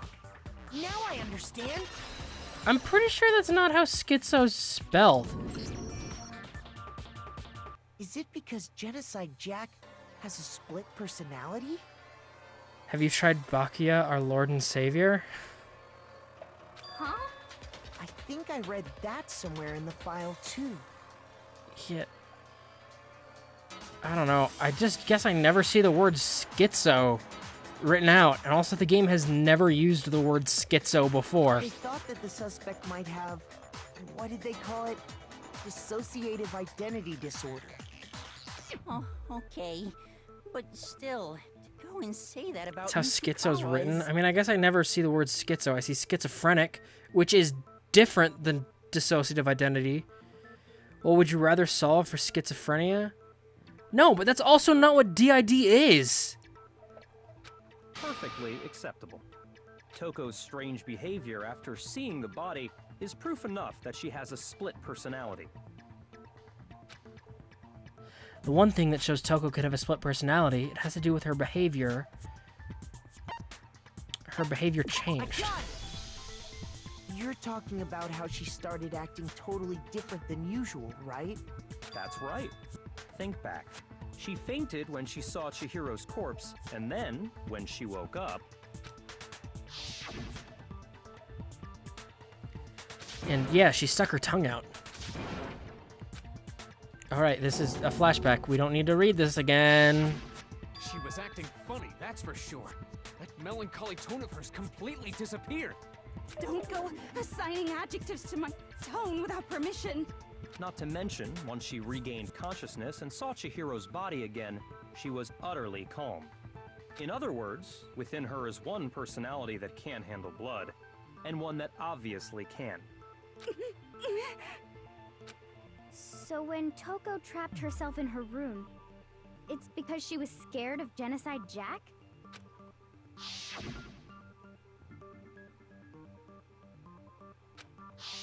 More flashbacks. The reason she locked herself in her room wasn't to keep other people from getting in. It was to keep her other personality from getting out. What? No. What? Toko was afraid. Afraid of the murderous fiend inside of her. Of killing Split personality even more disorder people. is one type of schizophrenia, and schizo is a person who has schizophrenia. It's not a type of schizophrenia. That's not what that is. Schizophrenia is not about different personalities. How? I'm basing this literally on what I've had psychology professors tell me. Don't school the streamer. I'm literally basing that on what I've had psychology professors tell me. I do believe you misunderstood her.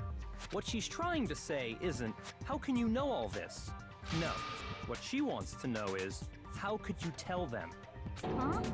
Last night, just before Monokuma gave his motive speech, Toko and I had a strange conversation. She told me a most interesting story. She said a murderous fiend lived within her, and she was afraid it could appear and attack at any time.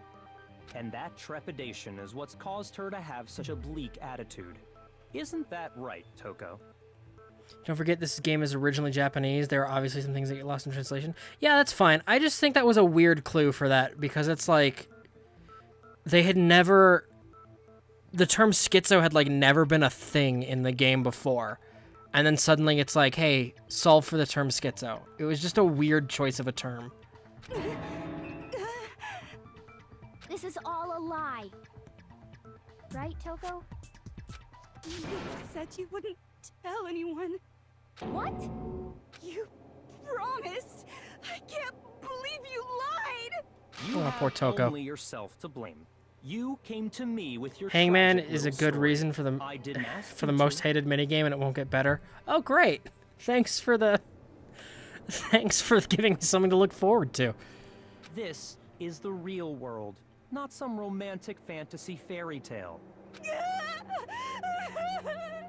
Besides, you broke your promise first.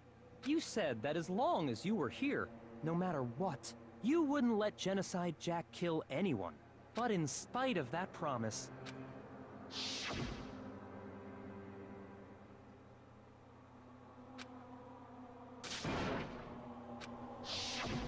You said But the other trials get so much better. Just this one alone is so good. That's the only reason I promised. how many times do I have to tell you? I never said that, but you weren't able to do it. You just couldn't resist that rush you got Bongo from tap. killing, could you? I tried. I swear I tried to control it. But your efforts were useless. What a disappointment. This is too cut and dry. I hate you. Well, the opening act is nearly finished. All that's left is to hear from the person in question directly. The person you don't mean. Toko's body suddenly lunged backwards. A huge thud echoed across the courtroom, but in the next second... Bareback being an asshole to Toko? Yeah. Well, hello there. Is it me you were hoping to see? What the heck? So you figured it out, huh? Well, whatever. What are you gonna do? I'm the ultimate murderous fiend, Genocide Jack! Or better yet, let's go with Genocide Jill! What the fuck is this? Toko, what happened to you? Not Toko, that's a loser name. And what happened is a textbook split personality. So what if one of them happens to be a serial killer? You should turn a blind eye to one's faults. Oh wow, her teeth got so sharp. So intense. Like they say, sound in murderous mind, sound in murderous body. I never realized she gave herself an ultimate title. This one is so different from the one we've come to know. Yes, well, the world is composed of a front and a back, you know. Just like how every inning has a top and a bottom, or how in the depths of every truth lives a little lie. Behind every dark and gloomy soul lives another that shines as bright as the sun! Look at fucking Hifumi. This is the murderous fiend Genocide Jack? This is beyond insane! Miss Jack, Jill, can I ask you a question? What's up? Some of us think you might be the mastermind behind our entire situation. What are your thoughts on that? Well, I'll tell you, I am the mastermind of all masterminds! Just kidding! Then it's not true? Not all of us have a murderous lunatic within us, Toko. Of course it's not true! How dare you try to link me to that creepazoid? And another thing, the police and government and society in the outside world are totally powerless! I mean, they just let this idiotic bloodthirsty maniac go buck wild all over town! Sure, I'm a bloodthirsty maniac, but life is pain, right? To live is to hurt other people. It's a necessary evil if you want to survive. The act of living itself causes pain for everyone. Just kidding again! Oh. This should be enough to convince you. This murderous fiend is responsible for Chihiro's death. There's clearly a motive, so there should be no doubt. A motive? Remember what Monokuma told us? If someone didn't murder and graduate within 24 hours, an embarrassing memory or secret would be revealed. Well, let's assume that Toko's secret was about Genocide Jack. I mean, on one hand, you're assuming a lot. On the other hand, yeah, you're probably right. If a secret like that came to light, Toko's life would have undoubtedly been forever ruined. So she had a very clear motive to never have that side of herself exposed. Interesting. Very, very, very interesting. But sorry, as much as I hate to admit it, I'm not the culprit. Huh? But I cannot imagine anyone other than you could murder someone in such a bizarre fashion. I can. Maybe so, but nevertheless, it's the truth. Do you really expect any of us to believe you? Yeah. I could never believe a word you say, you monster. Maybe she's totally right about that, but something's still bothering me. Genocide Jill has the tongue ever. Oh. Just gonna move on past that one. What she said. I need to get some more details about all of this. Yay! More details. Why do I still only have one bullet?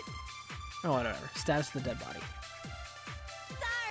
Wait, what exactly does status of the dead body say? Status of the dead body. Suspended, her hands had been bound with some kind of rope. Her fatal injury was a blow to the head. Okay. You say that, but do you really expect any of us to believe it? Perhaps if you had an alibi, that would change things. Oh, an alibi, huh? Now we're talking. When you compare your past murders to this incident, the modus operandi matches completely. No, it doesn't. What more proof? No! Give it up. You killed her. I missed, somehow. Okay, just to focus on remembering her body. You say that, but perhaps if you had an When you compare your past murder, the modus operandi matches completely. No, it's wrong. Try aiming? Yeah. Well, to be fair, I did aim. It's just the statement disappeared. Are the methods of murder really exactly the same? I'm not so sure about that. I think there's a slight difference between the Genocide Jack cases and this one. Huh? How's it any different? Uh-oh, you don't know? Well then, human garbage, let me tell you! I murder with passion and conviction. I consider myself a professional, and I have a very particular way of doing things. And Imagine you go to a fancy Italian restaurant. They're very picky about the noodles, the sauce, everything. But what happened to Chihiro? It'd be like if that same Italian restaurant started using ragu or Chef Boyardee. This is a weird metaphor, but okay. This is no creation of mine. Let me rephrase that in a way that maybe makes more sense. There are two clear differences between the Genocide Jack cases and this one.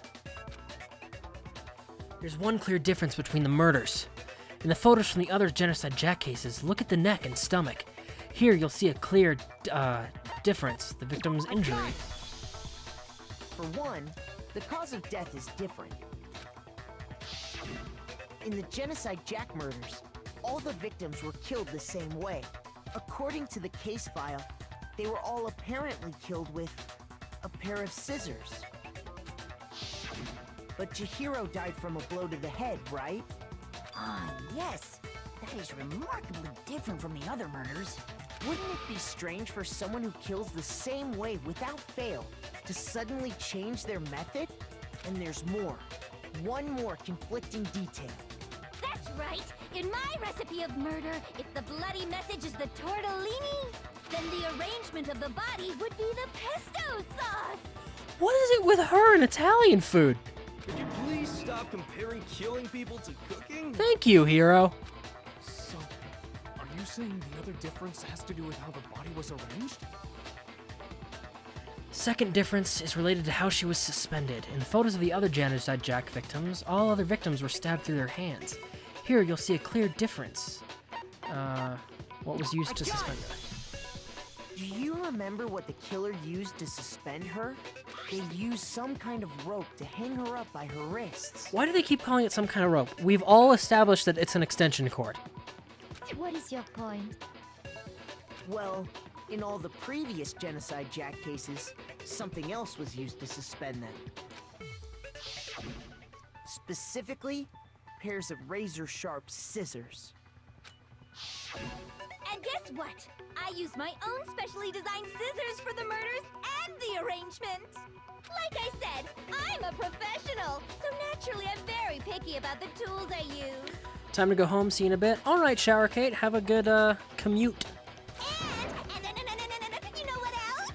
Big Mac said there's two differences, but he's wrong. Did she just call me Big Mac? Big Mac? Are you referring to me? Oh, yes, I guess she was. Listen up, Big Mac. There's actually one more difference. Huh? My word, you really didn't notice? Take a look at who the victims were in each Genocide Jack case. Were they all boys? There's a pattern there, just waiting to be discovered. A pattern? Figure that out, and it'll be plain as death why I couldn't have possibly killed that little lolly girl. There's a pattern surrounding the Genocide Jack victims, and Chihiro didn't fit it. If you look at the names of every victim, what you'll notice is Chicken of Chihiro because Chihiro was a girl.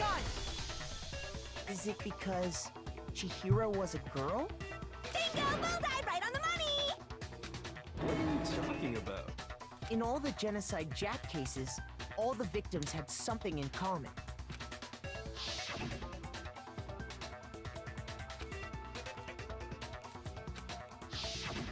They were all guys?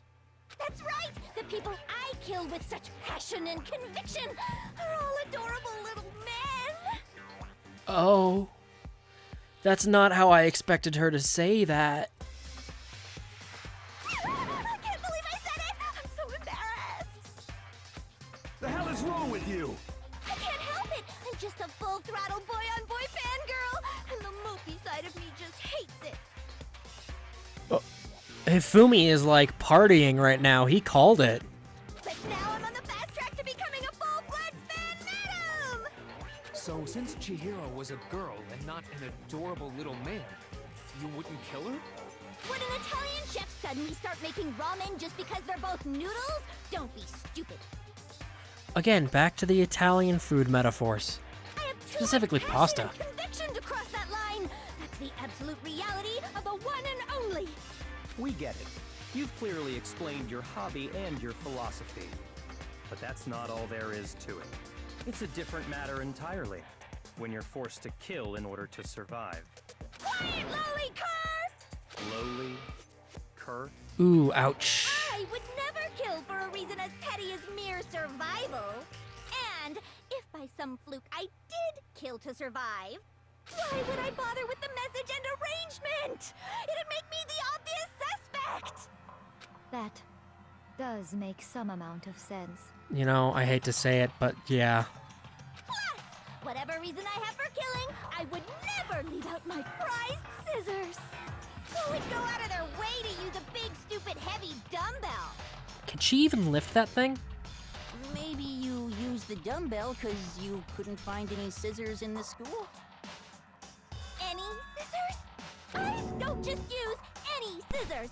I only use my own set of high-class envy of the entire world scissors! Okay, whatever. There still aren't any in the school. Are you sure about that? I was until just now.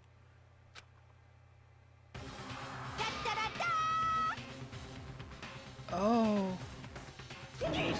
She's fully equipped! That's right! So I can kill anywhere, anytime!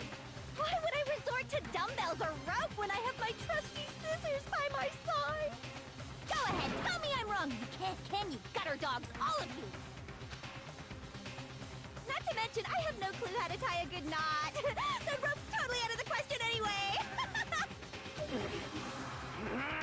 I have no idea what's going on anymore. Could such a heinous villain really be innocent? I mean, innocent in a general sense, no, but like in this case, yeah. But the body really was suspended, right? And nobody but the police knew about that. Yeah. That's why we figured it had to be the real deal and not some copycat killer or whatever. Actually, hold on. There is one person who could have copied the Genocide Jack cases.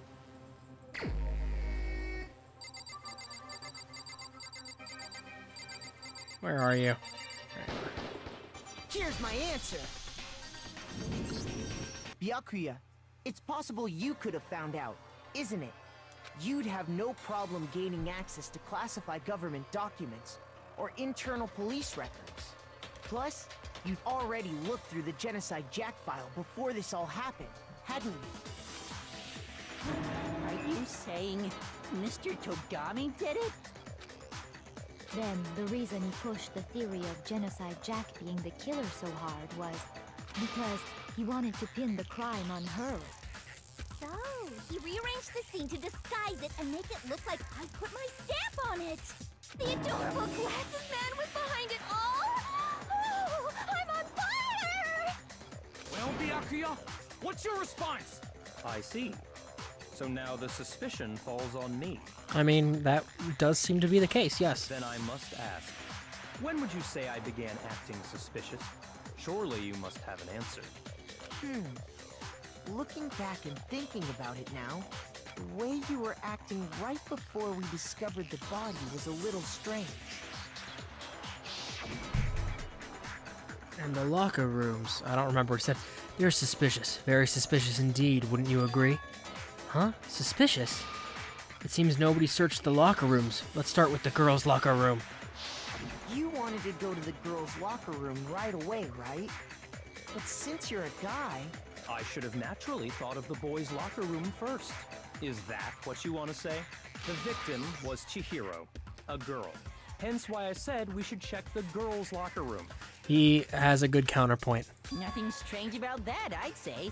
On the contrary, there's something very strange. Okay then, what's so strange about it? Go ahead, share with the rest of the class. There's a clear contradiction in what Byakuya just said. I need to make it clear to everyone. Sure. What new element? Next, we're going to add something called the truth flashback. If you aim at a weak spot and hold down the Y button, then you'll memorize that weak spot. This memorized phrase can only be shot once as a... If you shoot or change the truth bullet, it will disappear from your truth cylinder.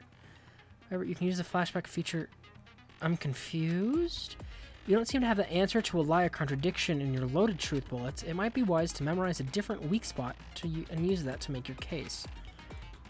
When's the best time to flashback? Well, you'll just have to use your keen wits, won't you? In this case, though, I will say that if you don't use a flashback, you won't be refuting anything. Well then, good luck and have fun. Okay, this is gonna be interesting. Let's see what he has to say and see which two statements contradict each other.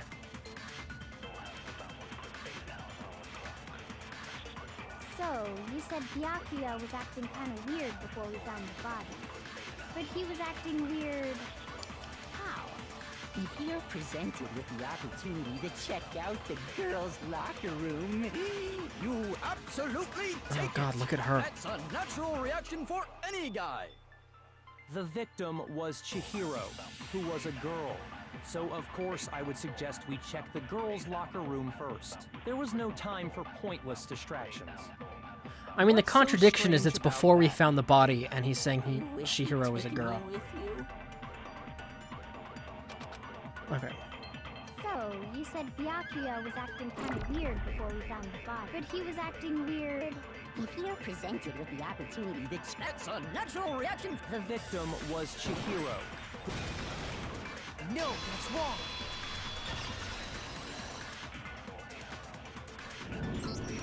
I'll tell you what's so strange about that.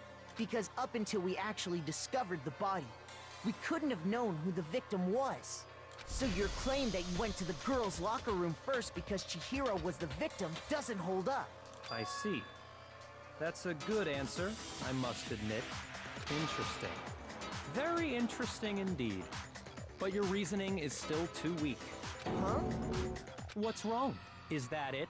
Surely you've got more than that. Go ahead. Show us. What's with Byakuya's attitude? It's like he doesn't even care. I've got him cornered, but he's acting like it has nothing to do with him. Morning. Hey, Panicked Lizard, how are you doing? What's the matter? You're not finished already, are you? There must be more to it. There is. I think. There is more to it. Think about it. We just talked about the differences between this case and past Genocide Jack incidents.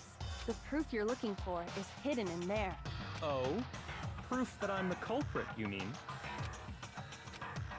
The differences between this case and the other Genocide Jack murders. The evidence that proves Byakuya is responsible is hidden in there?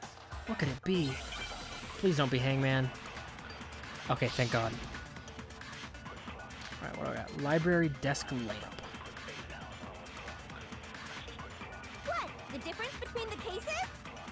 You want me to explain it again? Wait, hold on. What does the library desk lamp say? Again? I don't remember. There's no one to use this lamp. The extension cord had gone missing at some point, and the lamp's cord couldn't quite reach the outlet. Okay. When I want to kill, I use my very own special scissors. And I use those same scissors to arrange the body. But Chihiro was suspended with... It was some kind of rope. Was it not? That's right. It absolutely was. Then there must be something very fishy indeed about that rope. Hey, Byakuya, where'd you get it from, huh? I'd never seen that rope before in my life. Well, there's a contradiction. Obviously, somebody else must have had it hidden away somewhere. Alright. The difference? You want me to explain when I want to kill? Rope Kappa. Yeah, I don't know why they're all like... It's very obviously... Then there must be Hey, Byakuya, I'd never seen that rope before in my life. No, that's wrong.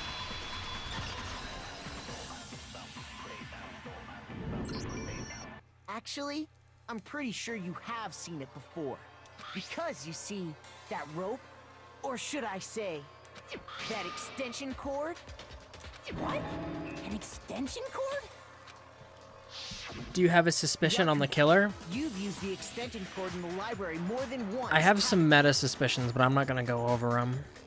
And the same extension cord that was in the library all this time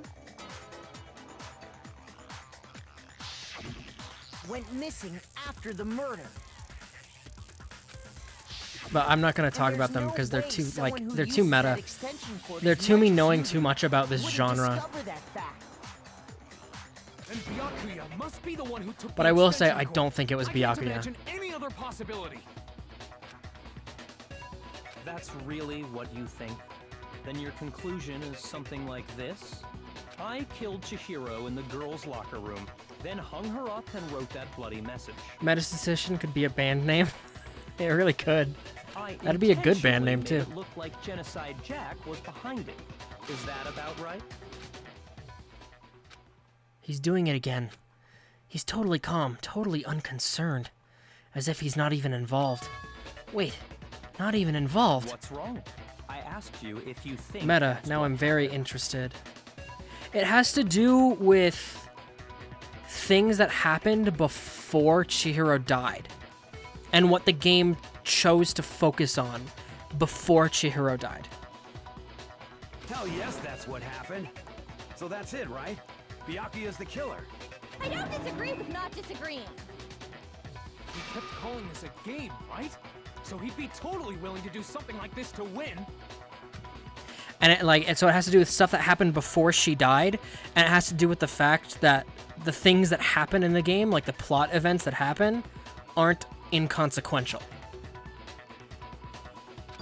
Sorry, but could we hold on just a second? I think we need to talk about this a little more. Huh? Do we really need to? We've already decided who did it. Cheeto best waifu. I know, but still, there's something that's still bothering me. Is that right? And what, pray tell, is still bothering you? I killed her in the girls' locker room, then disguised my crime. What about all that bothers you? Wait. Oh, I just skipped two things. Chihiro's body was definitely found in the girls' locker room, but does that mean... Can I really just accept what Byakuya said as the truth? No, I don't think so. There's definitely something off about what he said. The scene of the crime. I got it! You say you killed Chihiro in the girls' locker room, right? But are you sure about that? Isn't it possible that the murder took place somewhere else? How disappointing. What kind of question is that? Even in the world of disappointments, this is a true letdown. She was found dead in the girls' locker room. That's true. Absolutely no question about that. How could the scene of the crime have been anywhere else? Bakugan is a hella smug boy? Yeah, he's hella smug.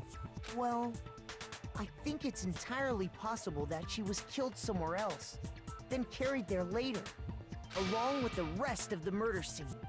The rest of the murder scene? That was awfully specific. Please tell me you have a reason for saying all of that. I do! I believe I do. Hey Byakuya, did I just take you off guard? When the story suddenly moved to the crime scene, Byakuya, who'd been so confident up till now, maybe Byakuya never even realized that the actual scene of the crime could have been somewhere else. Hey, don't just move on without permission! What do you mean she was killed somewhere else? Come on, Makoto. If there's any chance the murder took place somewhere else, let's see the proof. Evidence that shows the murder took place somewhere else. There's something that was switched between the boys' and girls' locker room. The posters. I got it! The proof that she was killed somewhere else is the poster that's hanging in each locker room. Your proof is some posters? The poster in the girls' locker room was a picture of a big-boobed supermodel. But don't you think that's kind of strange? Why would the girls' locker room have a poster like that? I bet those massive jugs of hers were totally fake! Thank you for your, contribution, Jill. Let's go back to what we were doing now. Meanwhile, the boys' locker room had a poster of the super popular boy band Tornado. Again, that doesn't really seem to belong in a boys' locker room. So you're saying that maybe the posters were switched? And there's one other thing I noticed about the locker rooms. You know what I'm talking about, right, Sakura? You're referring to my protein coffee, aren't you? Yo, 100%, yo. Protein coffee? Jill, second best waifu. While I was in the girls' locker room earlier... I don't know, I still spilled like some Kyoko protein and coffee on the Hina a carpet. lot. But I noticed that after the murder, the stain had been totally scrubbed away. No, it's not that the stain was scrubbed away. It was moved. Boys' locker room carpet. Whoops. I got it! The stain on the girls' locker room carpet wasn't scrubbed away. In fact, I found it on the boys' locker room carpet. That's definitely the stain from my protein coffee. Then, does that mean that the carpets were switched too? Yes. But why would anyone do that? Oh, I don't know, Celeste. Maybe the giant-ass blood stain. To move the murder scene from one locker room to the other. It's certainly plausible, don't you think? What? In other words, in order to completely swap the scene of the crime, the blood-stained poster and carpet were moved along with the dead body. By doing this, the killer was able to change the entire room where the murder took place.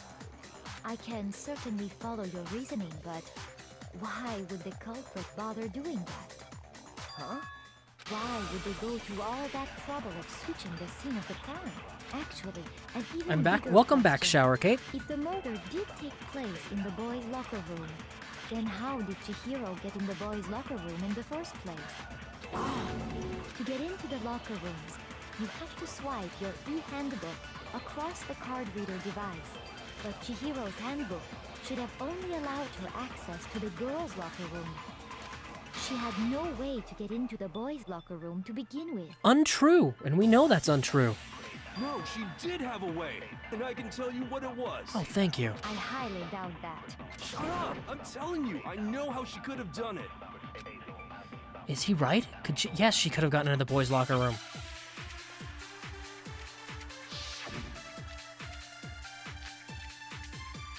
Broken e-handbook. What does this clue say again? Is it? Hold on. Let's see what the broken e-handbook says. Because I don't remember the exact handbooks. It's assumed to be Leon's. Monokuma claims it's very unlikely that it's actually broken. Could Chihiro really have gotten into the boys' locker room somehow? Ah! I got it! She must have hacked her e-handbook. She was the ultimate programmer, after all. No, I'm sure that would have been no problem for her. definitely not that. No, I don't think that's it. She used the thing that was in the main hall. Huh? What thing? I'm talking about Leon's handbook, of course. If she had that, she could get into the boys' locker room no problem. Theoretically, if she was able to, she could get into the boys, but we found Leon's handbook. In which case, can we really say that she? Okay, so that's Is it really that's what it possible? is. Could Chihiro really? She must have hacked. She was the ultimate. I'm sure that would have. No, I don't. She used the thing. Huh? I'm talking about Leon's handbook, of course. No, that's wrong.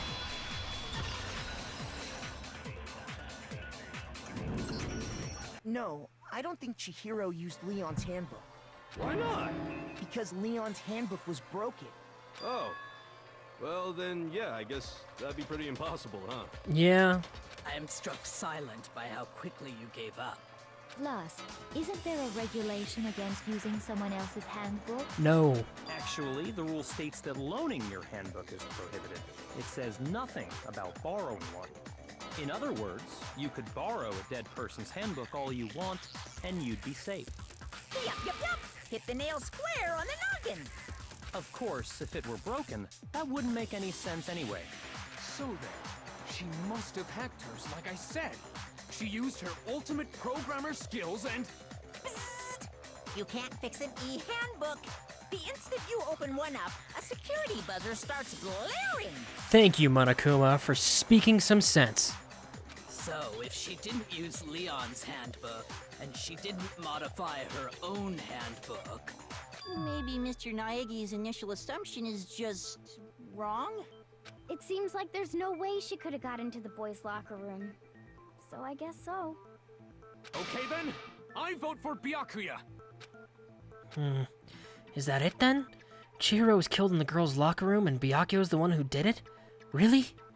But still, I don't know what else I can do. Hold on a second. I agree with you, though. I think you're on the right track. And Kyoko coming back for the save. What the? You finally decide to open your mouth and that's what you've got to say? There's no way she could get in the boys' locker room, right? So... Why are you so sure she couldn't get in? There's still one other way she could have gained access. What? What are you talking about? What other way is there? Well, to explain that, why don't we take a little break from the trial? I'd like you all to come see something. Are we allowed to do that? Wait. Just what do you think you're doing? Don't worry. This'll make the whole trial more exciting. I'm sure that thought must please you. Huh? It'll make things more exciting? Well, all right then. I declare an official class trial recess. Since what? Kyoko? How did you? God, that girl's a genius. For real? Now then, what is it you want to show us? It better not be boring or I'll be very unhappy. Oh, I have no doubt it'll meet your lofty expectations. So, shall we go? Kyoko was daydreaming all this time, and 40 minutes in was like, they didn't get shit done, did they? Fine, I'm gonna finish this room. Yeah, it kind of does feel like that. So, before I even knew what was happening, the class trial had been put on hold. We headed off with Kyoko in the lead.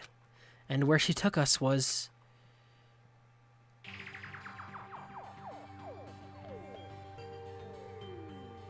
The girls' locker room? We've already searched this place top to bottom. What are you trying to pull, Missy? Could you get in from the pool side? I'd like you to examine Mary the Sue, victim's that's what body she is? one more time. Oh, you want to check it again? Be sure to examine the entire body very carefully. Take your time.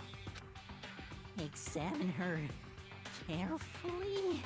Like using our hands? Hifumi is not allowed anywhere near a dead body. No way! Oh, okay. Whew. It's probably best if I don't run my hands all over a girl's dead body. It's not that I'm creeped out or anything, it's just based on religious grounds, you know? Very well. I'll do it. Thank you, Sakura. But you're a girl. You shouldn't have to touch a dead body. Hina. Just let one of the boys do it. No, it's okay. I think Chihiro would rather have a girl examine her. So just leave this to me. Sakura. What is this? Some kind of secret girl-on-girl action? Is that what you two are about? Okay, Jill, you're not helping. That's not it at all. Stop screwing around. Okay, here I go. I'm sorry, Chihiro. Please excuse the intrusion. Aw, she's so polite. Putting her hands together in a brief prayer, Sakura began to quietly examine her body. Be sure to check her entire body, and I believe we will solve this particular mystery. Her entire body? I know you say that, but... What? This is... What is this...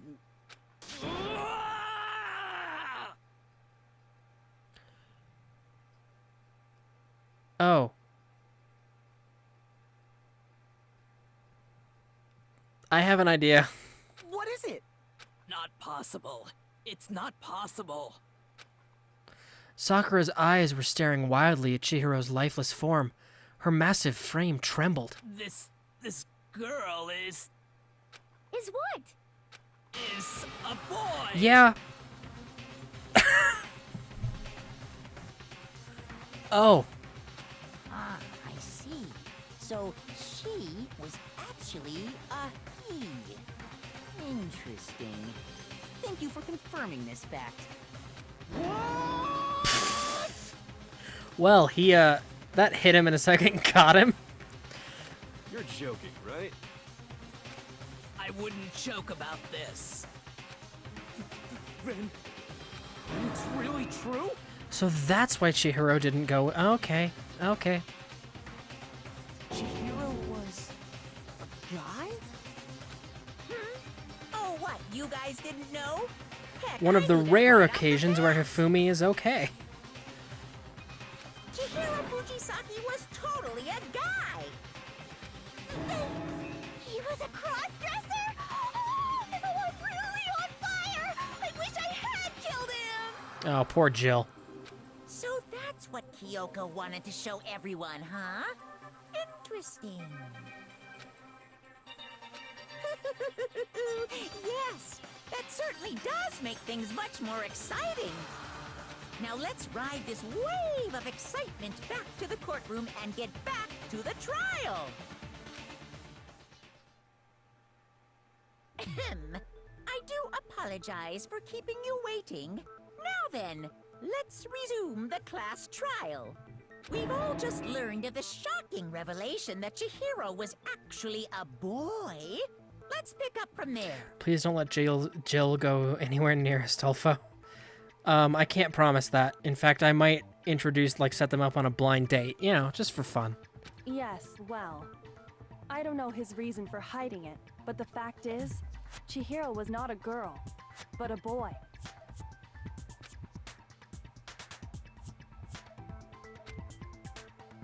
The thought had never even crossed my mind. I was looking away and I just was pressing the A button, oops.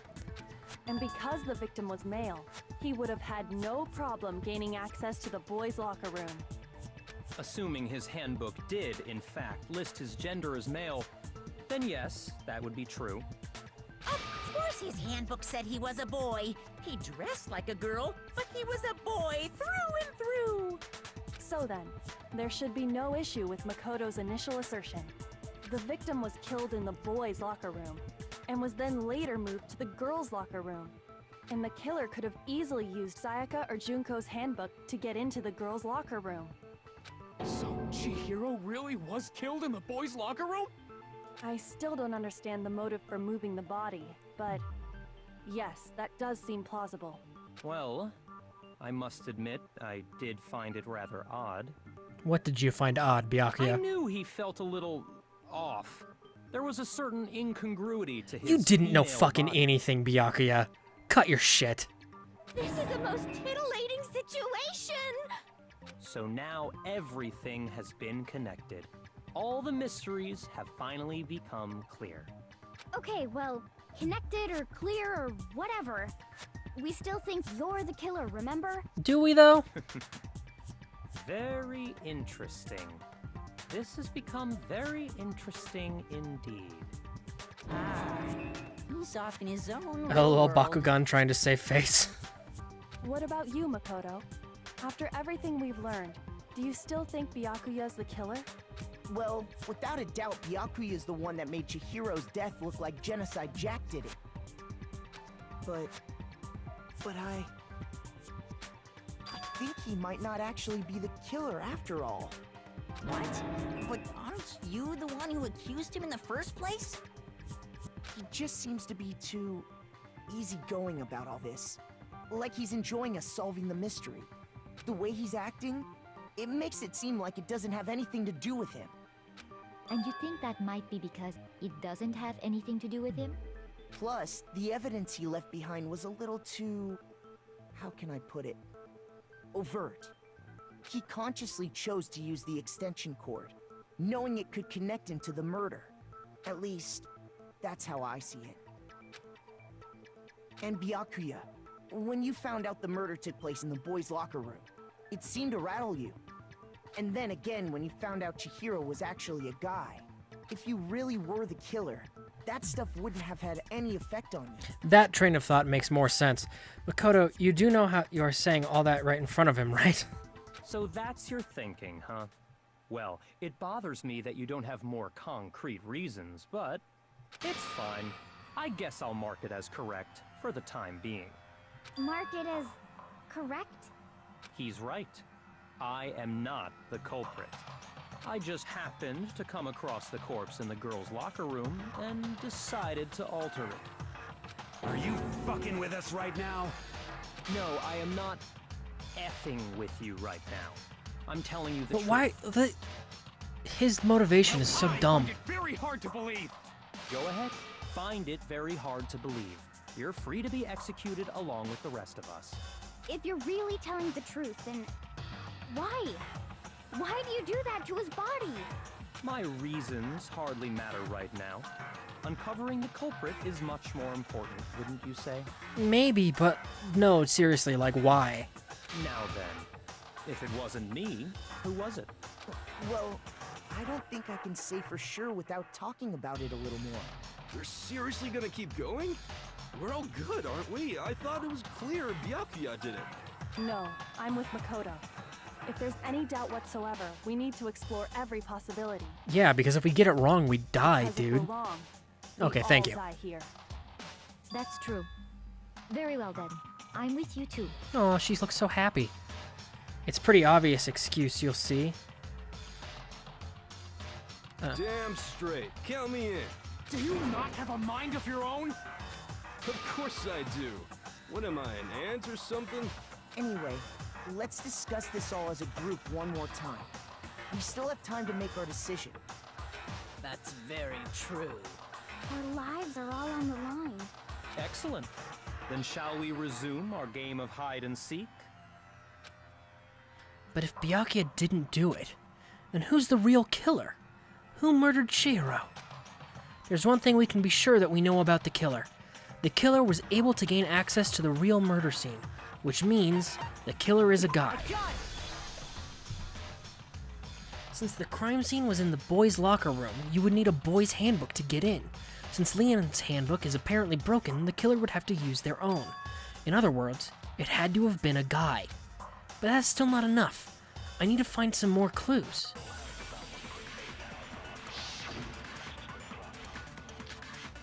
Celeste's account. What was Celeste's account again? Isn't there a single clue that might lead us to who did it?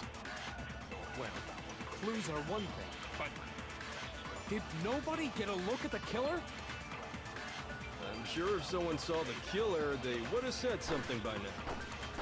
Perhaps someone saw the victim at some point. Even that might be enough for now. Yeah. All we need right now is any kind of new info. It's over. It's all over. You want to know who saw the victim? The killer. And only the killer. Well, that's not It's true. not like they're just gonna turn themselves in. Game over, man. Game over. Well, that's an Aliens reference out of fucking nowhere. Not game over! No, as a matter of fact, there is an eyewitness, yes. Isn't there a single clue? Well, Did nobody get... I'm sure if someone saw the... Perhaps someone saw the victim. Yeah. It's over. You want to know who saw the victim? The killer. And only the killer. No, that's wrong.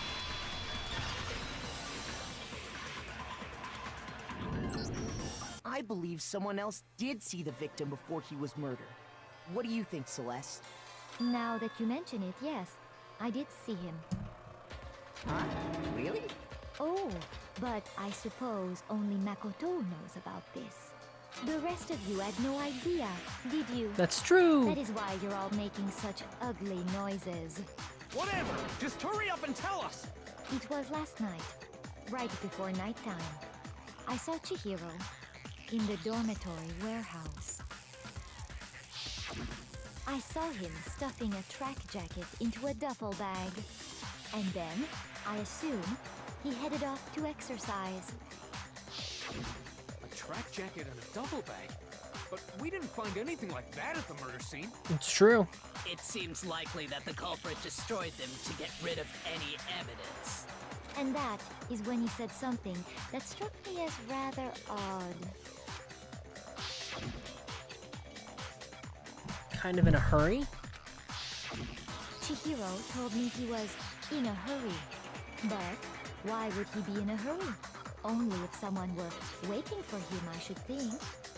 So, Mr. Fujisaki was on his way to meet with someone, and then they were going to work out together? But Hina and I had invited him to exercise with us plenty of times, and he always declined. Probably because he was afraid you'd find out the secret he was hiding, right? Which means that conversely, he must have trusted whoever he was meeting with very much. Enough so that he was willing to risk his secret being revealed. Ooh, what a marvelous friendship! The point is, whoever he met up with is the culprit, right? So we just gotta figure out who it was. But knowing what we know, I can't even guess. No. You already have what you need to make the connection. Huh? You know who the killer is. Seriously? Who is it? Who's the killer? Think back to the track jacket and duffel bag the killer disposed of. Focus on the details of these items, and it should become obvious who was waiting for him. Are you sure about that? You really think we can figure out who did it based on 2 pieces of evidence that we don't have? What? You want to track down some fingerprints or something? Even if we had the equipment for that, we wouldn't know how to use it. As was noted, the evidence is already gone. There's nothing to get fingerprints from. Maybe, but we can make certain inferences if we just take the time to talk it out. Easy for you to say, but fine. Celeste, did you notice anything special about the bag or jacket? Yes, The did bag you? was just a normal duffel bag from the warehouse. All the bags in there are the same, so I can't imagine what would make that one special. Well, if I remember right, there was a decent variety of tracksuits to choose from. Do you think there might be some connection between the culprit and Chihiro's jacket? Perhaps. Let's explore that and talk a bit more about the jacket he took.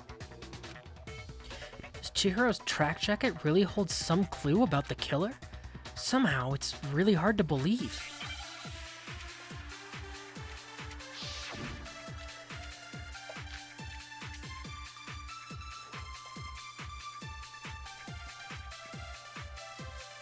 First of all, we know where Chihiro was headed. He was on his way to go exercise. So next we have to ask, why did he choose the specific tracksuit that he did? What do you mean, the specific tracksuit? I got it! He picked that tracksuit because it matched the one the culprit was wearing. So, what you're saying is, the killer was wearing the same blue tracksuit as him? My tracksuit is black. I don't even have a tracksuit. Cause exercising sucks.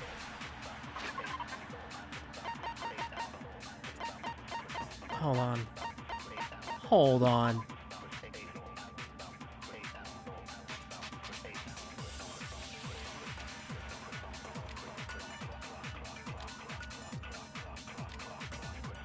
So, Mondo just outed himself. Very, really hard. Mondo just outed himself. I have a white tracksuit personally. I got it from the warehouse, if you must know. Did any of I that think. really help us get any closer to figuring out who the culprit is? No way.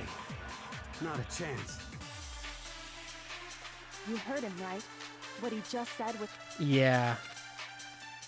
First of all, we know where Chihiro was headed. He was on his way, so next week, why did he choose? What do you mean this? I got it! It matched the one... So, what you're saying? The killer was wearing the same blue tracksuit as him? My tracksuit is black. No? What? But no one said it was blue, right? First of all, we know where he was on his way, so next week, why did he choose? What do you mean this? I got it! He picked that tracksuit. It matched the one the culprit... So, what you're saying? The killer was wearing the same blue tracksuit as him? My tracksuit is black. I don't even have a tracksuit. Oh, maybe I have to use Celeste's on that. Did any of that really help us? No way. Not a chance. Congratulations, you played yourself. First of all, he was on his way, so next week, why did he choose? What do you mean this? I got it! It matched the one... So, the killer was wearing the same blue tracksuit as him? Yeah. Okay, I just misunderstood what I had to contradict. Hold on a second, Mondo. What did you just say? Huh? What'd I say? When Celeste testified a few minutes ago, she said...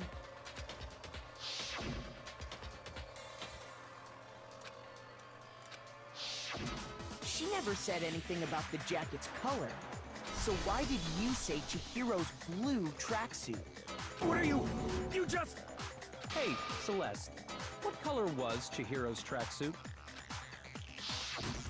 As a matter of fact, it was blue. Have to give credit to Taka, though. He's the one who baited Mondo to say that. Yeah, he kind of was. And before we began the trial, did you tell anyone that? The only one I told about any of this was you. Then, Mondo, how did you know what color Chihiro's tracksuit was? Because I just... I'm sure he saw the clothes at some point in the investigation. No, that can't be it.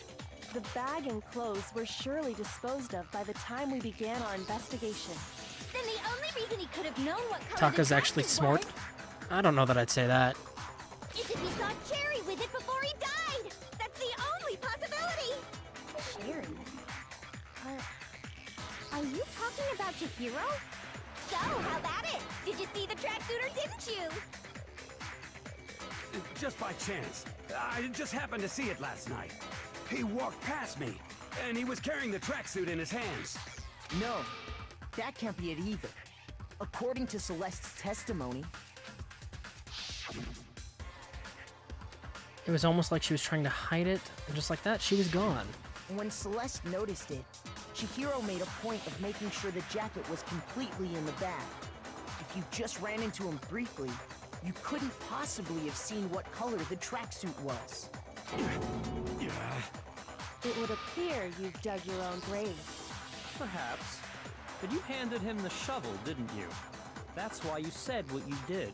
Focus on the tracksuit and it'll be obvious who he met with? What a bunch of nonsense. Ah, now I understand. It was all one big bluff, wasn't it? Your true intention was to draw a slip of the tongue from the culprit. That's why you said you knew who did it, to put them on edge. That's right. However, Mondo was my target all along. I had my suspicions about him from the very beginning. But why? What made you so suspicious? That's a good question.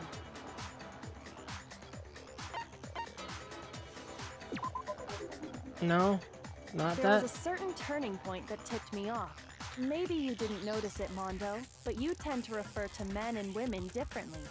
You only call guys dude. For That is girls, true. it's chick. And after he was killed, you happened to refer to him as dude. You know, I noticed that, but then didn't think about it. I was like, it's weird that he's calling Chihiro dude. Okay. And then I kept going. Man, I'm dumb. Once I picked up on that, it occurred to me that Mondo knew something we didn't. You didn't notice such a tiny detail? Are you a witch? She's a witch! You're positively frightful. No, I'm not the frightful one. Not nearly as frightful as someone capable of murdering a friend. Mondo, was it really you? Did you really kill Chihiro? I didn't kill anyone! You've been all over me, judging everything I say. If she weighs the Putting same words as a in my duck, mouth. she a witch. What gives you the right to treat me like I didn't a know you'd goddamn seen that criminal? movie, Showergate. Yeah, he would never do something like that. This is a false accusation. It's true. My reasoning on that is pretty shaky. That was fast. Well, this does present us with a problem. It seems we are all out of leads. My time has nearly come. That's what my little ghost friend is telling me. What? Oh yeah, that reminds me.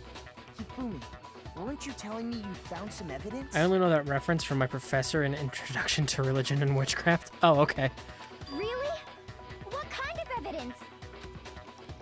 Actually, now that I'm thinking about it here calmly, it might not be all that relevant. Jeez, does your confidence just get up and walk away? It's fine, man. Just tell us. If you really insist, then... Please tell us. Here it is. What do you have there? It happens to be an e-handbook. I found it laying on the ground, so I scooped it up. That's interesting. You found it on the ground, right? And it must belong to Chihiro. I got it! We know Chihiro's handbook was missing from the scene of the crime, right? For a fact.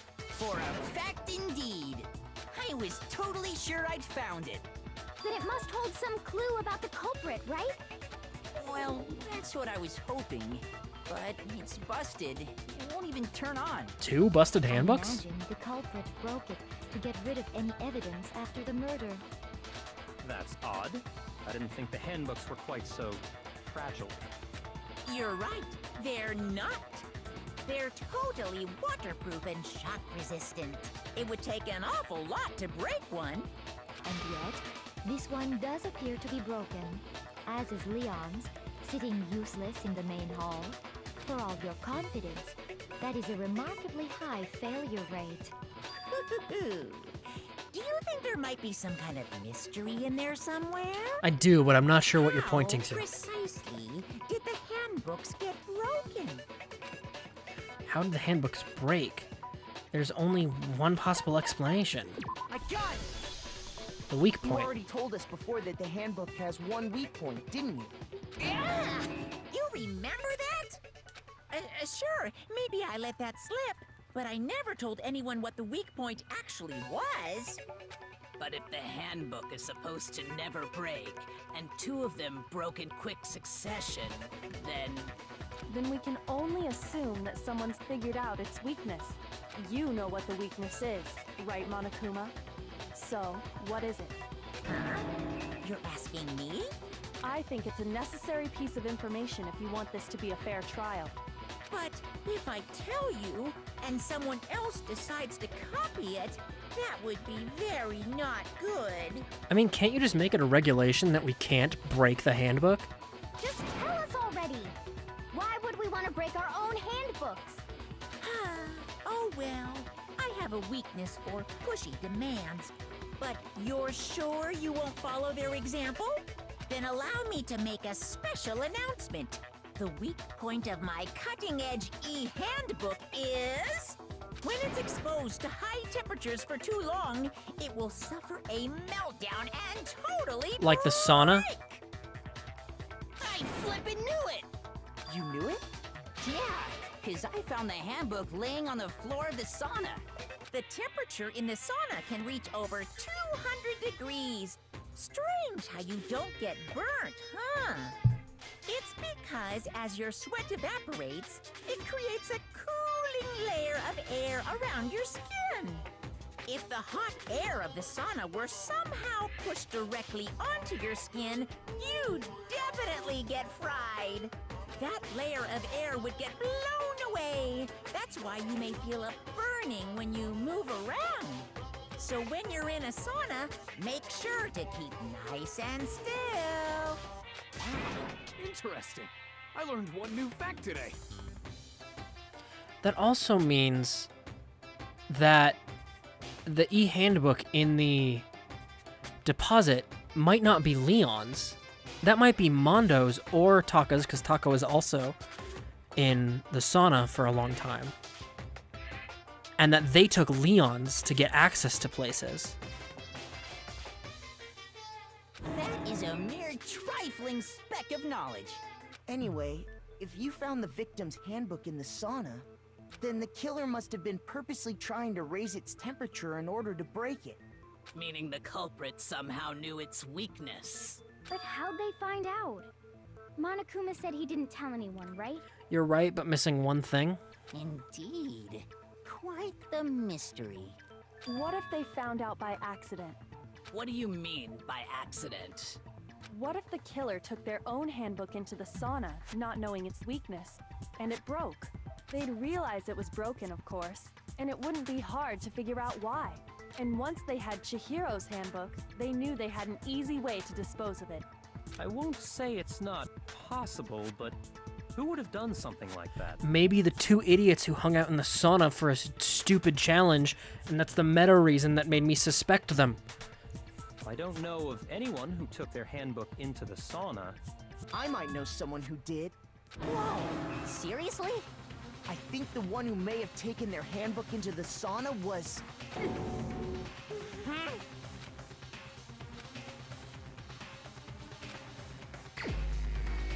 It was Mondo who wore all his clothes. Here's my answer. Mondo, your handbook got broken in the sauna, didn't it? What? Why? Why do you keep accusing him? Mondo and Taka had an endurance contest in the sauna not too long ago, remember? And for the contest, Mondo just so happened to keep his school uniform on. But little did he realize, he'd also left his handbook in one of his uniform pockets. And when it was all over, Mondo discovered that taking your handbook into the sauna could easily destroy it. No, wait, hold on! You've got it all wrong! He would never kill! I don't accept this! Show me the proof! The actual solid proof! I found something that proves it beyond a shadow of a doubt. Oh, what are we doing? Oh, the argument. Probably the broken handbook, Chihiro's e-handbook, and the card reader. Okay. Let's test Makoto's assertion. If what he says is correct, then Mondo, you broke your own handbook. In other words, if Mondo's handbook is actually broken, then that proves that what Makoto said is right. Well, my goddamn handbook works just fine.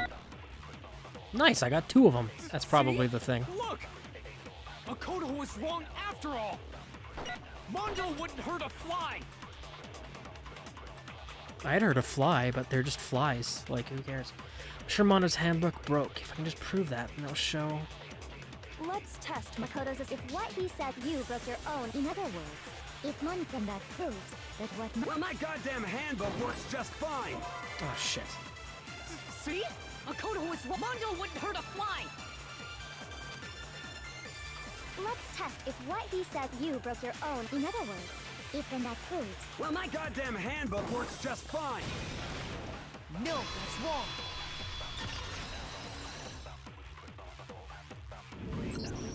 Mondo, the handbook you have right now, is it really yours? The fuck is that supposed to mean?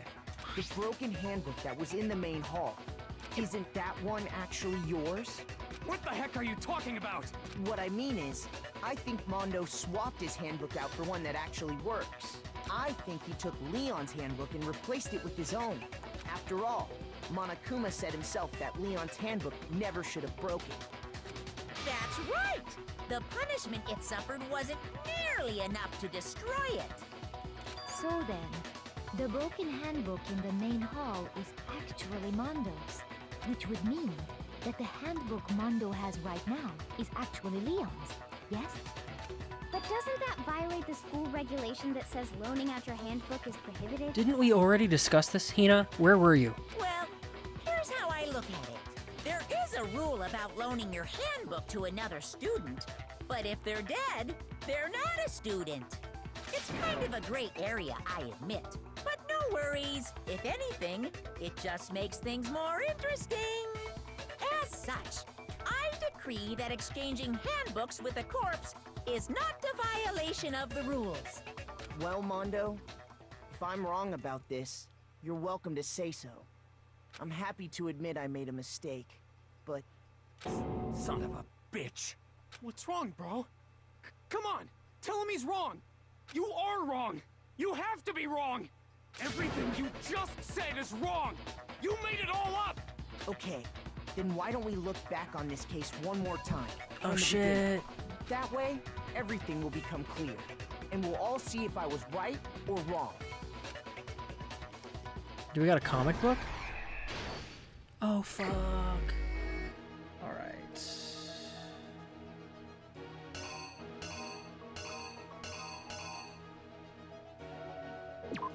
That's her pointing out the bag. I think we do that.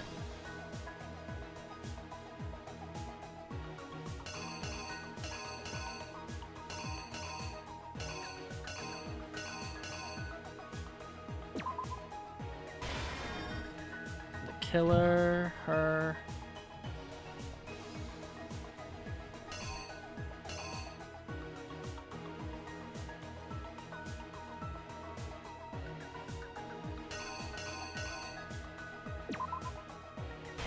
Maybe that?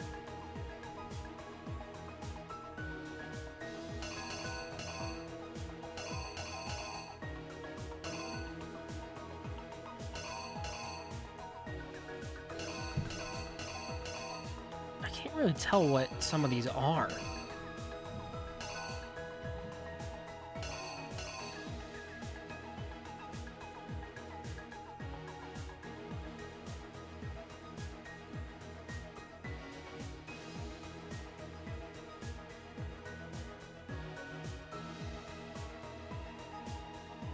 This is from that right there. Okay.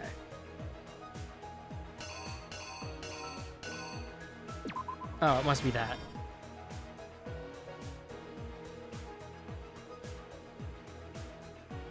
I think this goes right there because that's when they would have dropped it. Maybe? No. No.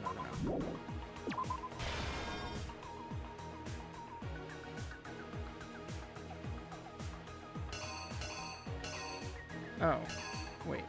No, that's different because the hand.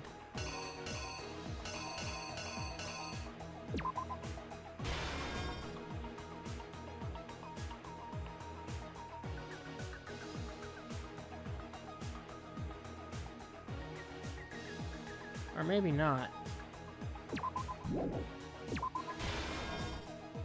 Maybe? I'm not sure about that one.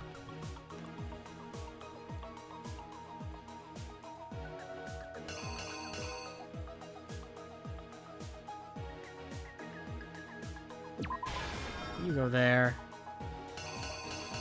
Him getting that there. Right, 3. This is gonna be...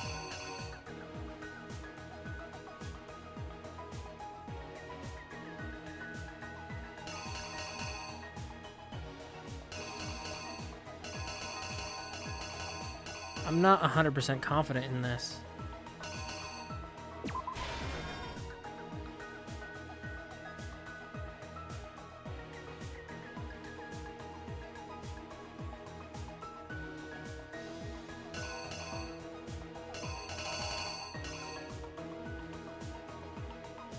Some of these are really unclear of what the picture is.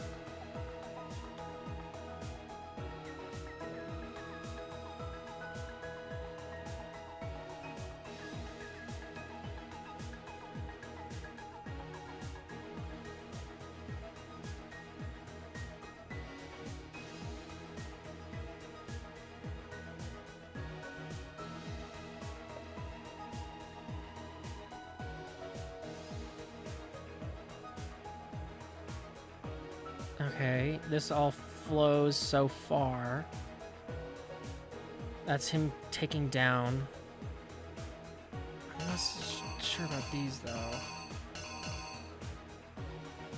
Maybe that?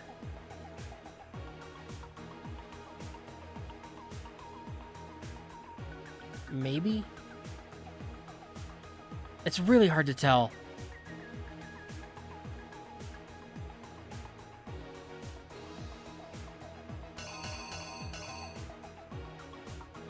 Then maybe that? Oh, fucking really? Come on, computer.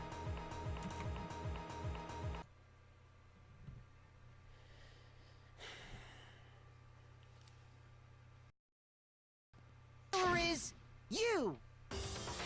First, let's take a look back to before the incident. Last night, Celeste saw Chihiro in the warehouse, correct? At the time, she was apparently stuffing something into a duffel bag. I hope I got this one. That something was a blue tracksuit. You can confirm this, right, Celeste?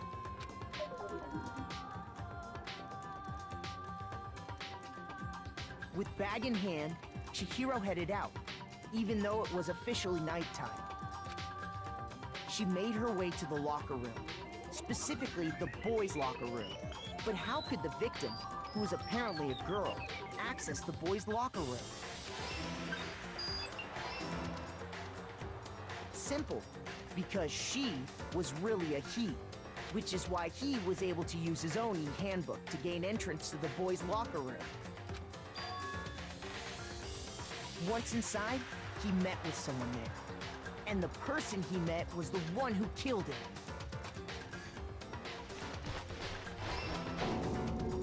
It It seems likely that the killer grabbed the nearby dumbbell, approached the unsuspecting Chihiro,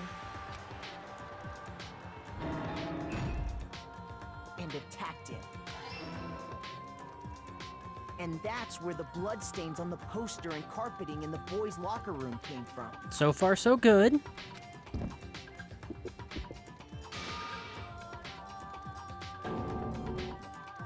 It was likely in the heat of the moment.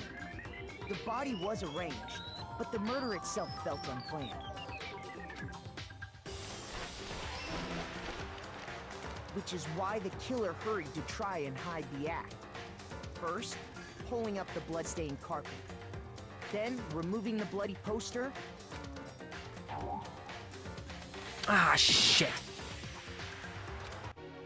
Okay. So that must go to the end.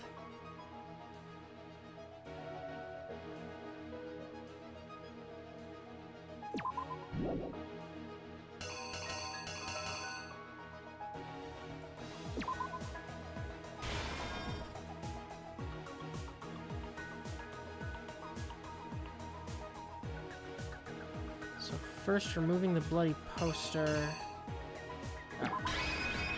Here's exactly what happened. Which is why the killer hurried to try and hide the act. First, And in Mondo's head right now, wait, Chihiro is dead? Then, removing the bloody poster. No? What?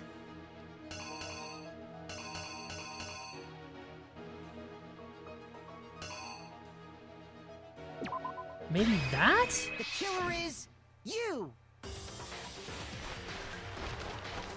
Which is why then... What the fuck?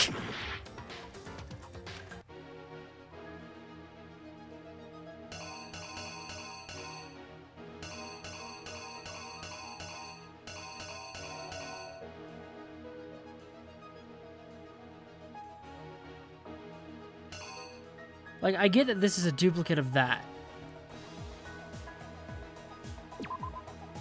But...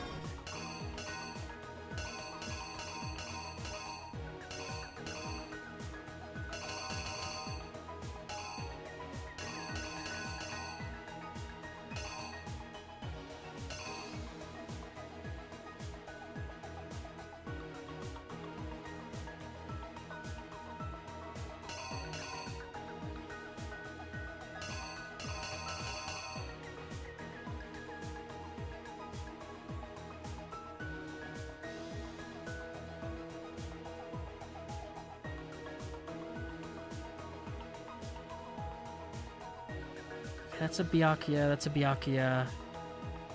For sure.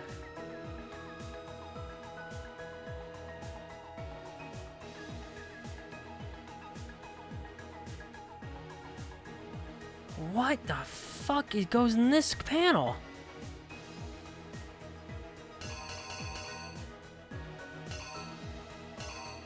Maybe it's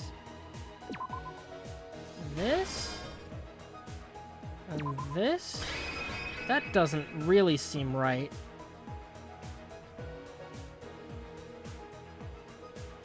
The killer But is maybe. you!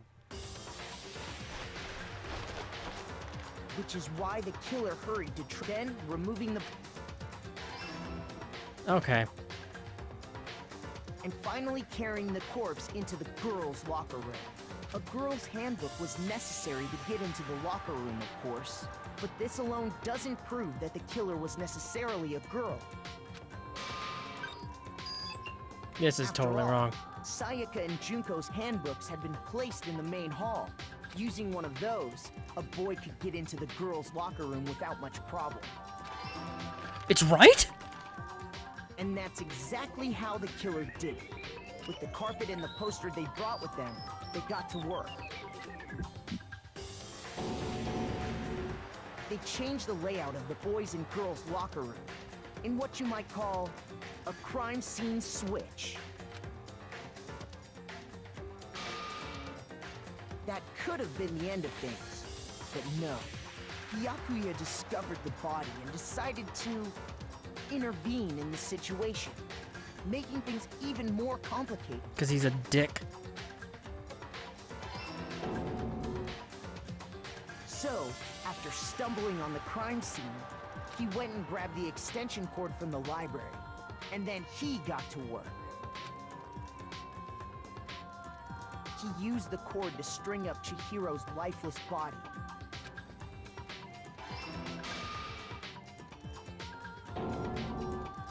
Then, using the victim's own blood, he left a grisly message there at the scene of the crime. He wanted to create the illusion that Genocide Jack was responsible for the slaughter. And around the same time that Byakuya was putting together this facade, the killer, having already disposed of Chihiro's bag and other belongings, arrived Now, why at the did sauna. decide to go into the girls' room? That's a great question, and I have no idea.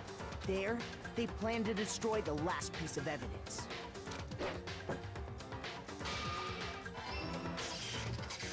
And just as the killer expected, the steamy sauna was enough to ruin the electronic gadget.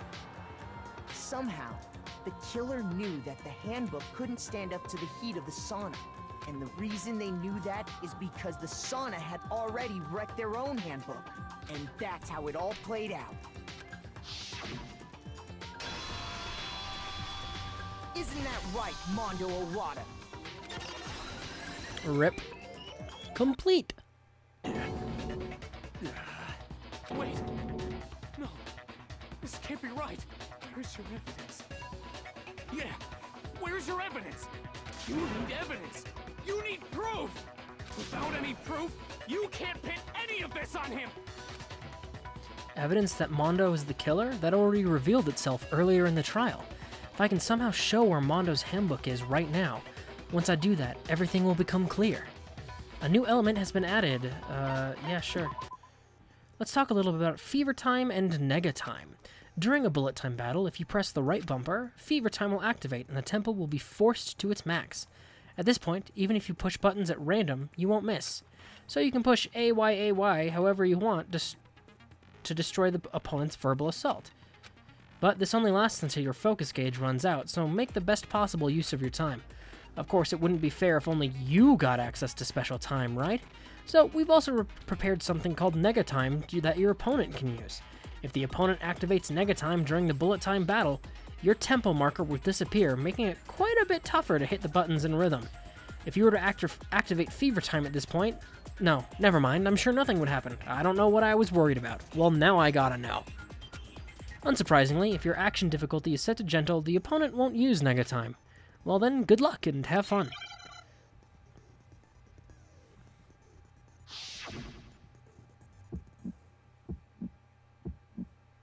Show me some evidence. You're wrong. I won't listen. I refute you. False. Okay, I'm trying to focus a little bit. I won't listen. False. I refuse to vote. Show me some evidence. You're wrong. I won't listen. I refute you. All right. False. Show me some evidence. I won't Oh my listen. god, why can't I use... You're corrupt. Show me some evidence. This should prove it. Rhythm game, best game? I tried to use the tempo uptime, but it didn't do anything. If my thinking so far is right, Mondo must have replaced his broken handbook with Leon's. In which case, we can just check each of our handbooks right now. Once we do that, we'll... We don't gotta do that. Huh? Yeah. I did it. I killed him. Oh, well, that's a confession. Hey, I got an A.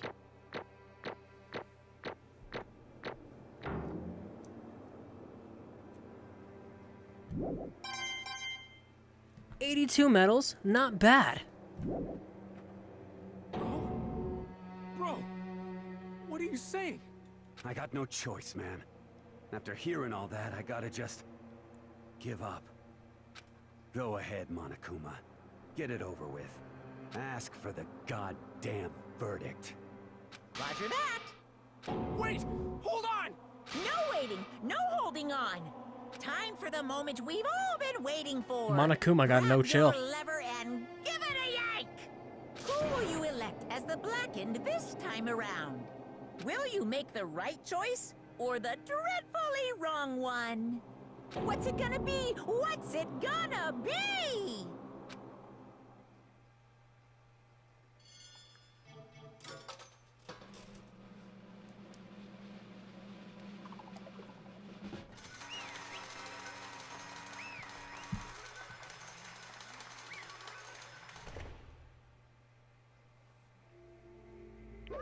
What? Uh-oh. This time it looks like you got it right again. Yes, it is so. The Blackened that killed Chihiro Fujisaki was... Mundo Odawa! Ugh. In case you're wondering, the vote was not unanimous. Kiyotaka chose the wrong answer. You're treading very close to the danger zone, Mr. Ishimaru. You need to be more careful. I refuse to believe it. There's no way he would kill someone. Sorry. Why are you apologizing? Why? And he's really struggling. Why did you do it? Now then. Well, it looks like Mondo's taken a vow of silence, so allow me to explain on his behalf. Actually, The story of the murder this time is the sad story of two men. Oh, but for anyone who doesn't really want to hear it, you can hit the B button to fast forward the text. Oh, well, I gotta hear it. Anyway, there was once a young boy, and his name was Chihiro Fujisaki. He had an extreme inferiority complex regarding his own lack of strength. You're so weak, even though you're a boy. He'd heard things like that as long as he could remember, and he couldn't overcome his weakness. On the contrary, he tried to hide and buried himself further and further into that weakness, to take on the fragile form of a petite young girl. He had chosen this as his way out. Now nobody will be able to say anything about even though you're a boy, but no matter how tightly he wrapped himself up in that shell, the inferiority complex had already taken root deep inside of him and was not so easily weeded out. As it turned out, the shell was completely empty. The complex didn't disappear. Instead, it only grew stronger and stronger. I'm weak. Weak, weak, weak, weak, weak, weak, weak, weak. Once the killing game had begun here at the school, he had no choice but to accept his fate. After all, this world is survival of the fittest. If you're not strong, you don't survive. And then the lovely and hateful Monokuma announced the revealing of our embarrassing secrets. Which, of course, included Chihiro's embarrassing secret, which I was more than willing to divulge. I mean, it got divulged anyway. Even though he dresses like a girl, Chihiro is actually a boy. Hey, And that was something Chihiro couldn't let anyone find out, no matter the cost.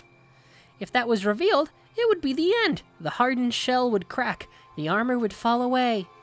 Without a doubt, those around him would torture him more than ever before. I mean, that's a big lack of faith in all of us. Everyone figured being thrust into such a dilemma must have sent him spiraling into despair. What? And yet... I'm sorry, I don't really want to talk about it right now.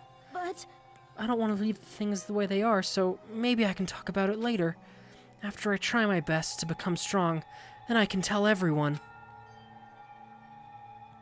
Annoyingly, he used the threat of discovery to motivate himself to become stronger. I don't know, That's the right. fact that she's a boy actually makes... Oh, okay, Shower Kate. I know that's how you feel. Now's my chance. I want to change. I'm gonna get stronger and accept who I am. Strong enough so that when someone says, even though you're a boy, I'll be okay. I'll get better. With that thought at the front of his mind, he resolved to take immediate action. And so... That day, he made the commitment to begin exercising. He was prepared to retain his mind and body. But sadly, that would be his first and only chance he would get at it. Oops.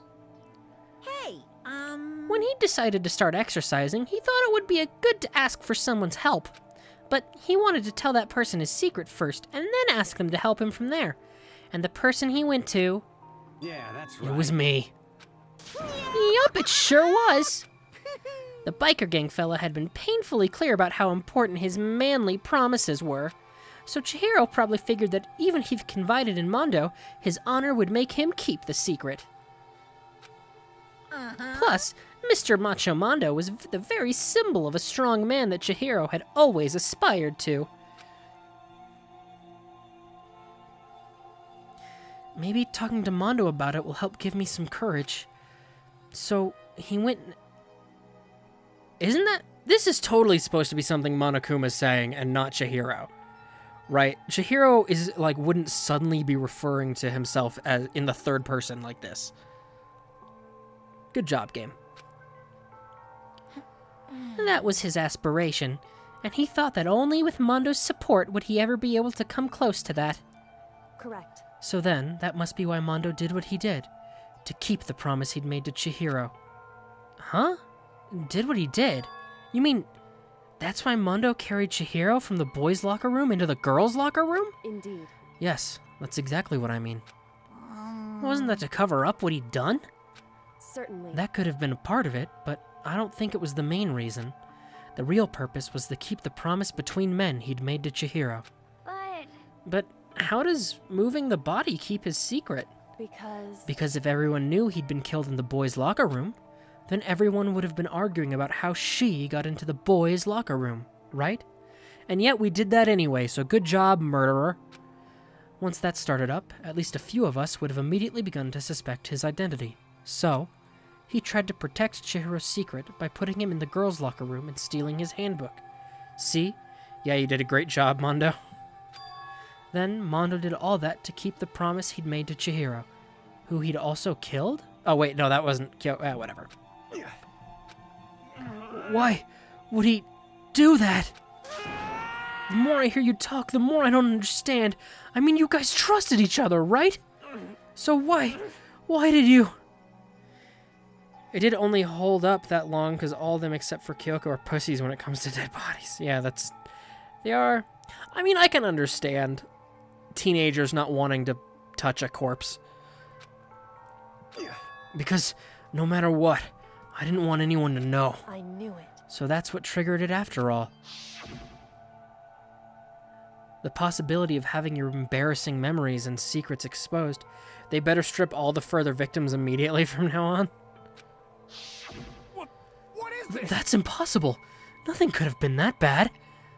Something he didn't want anyone to know, even if it meant killing someone? It's impossible. Don't make me repeat. How many times must I repeat myself? To judge others by your own standard is the height of folly. Even if you can't comprehend it, he obviously can. That's all there is to it. Well, while we're on the subject, why don't I tell you? That embarrassing memory, that secret he didn't want anyone to know. Hey, Oh, great timing, computer. Really building up the suspense here with that. Thanks. I really appreciate it. Really makes me feel great about the money that has gone into you. When hard drives pull this... There we go. You know what Mondo did? He killed his own brother.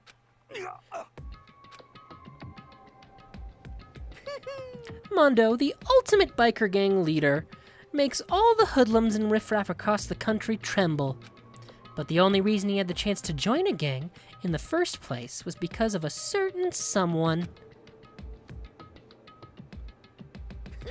Mondo's older brother's name was Daya Owada. Mondo had nothing but respect for him. It was because of Daya that Mondo ever got on a motorcycle. Mondo's brother was his only family growing up. He was the only one Mondo could trust or respect. He wanted to measure up to his big brother, so he imitated him in everything he did. Mondo was the epitome of a starry-eyed kid brother. Meanwhile, the charismatic older brother had put together a local motorcycle gang, and before anyone knew it, it had grown into the biggest biker gang in the country. Daya, the older brother, number 1 in the gang, and his number 2, his younger brother, Mondo. Doesn't look like his brother's a good biker. Yeah, you're right, he is kind of just wobbling back and forth. In the beginning, everything was peaches and gravy. Is that a saying? Peaches and gravy? What? Oh well. But when Mondo started to think about how he would have to take over the gang from his brother someday, his brother's greatness, his reputation, began to gnaw on Mondo's very soul.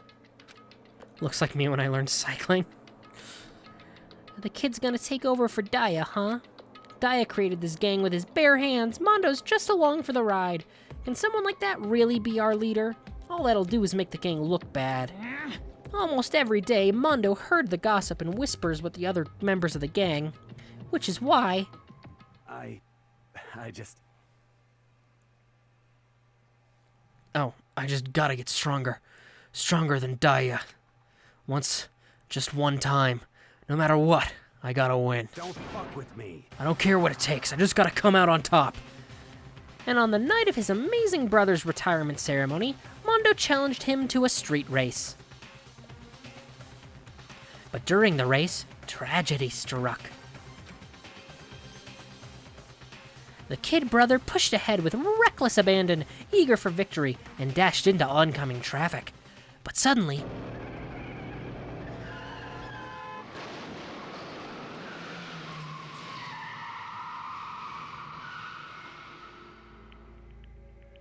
Laying in his kid brother's arms, the older brother delivered his final words.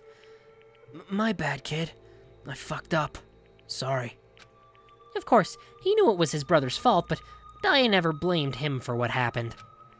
Hey, kid. The rest is up to you. But no matter what, you gotta keep the gang together. 'Cause it's the team, you and me put together. It's a promise between men. And then he fucking died.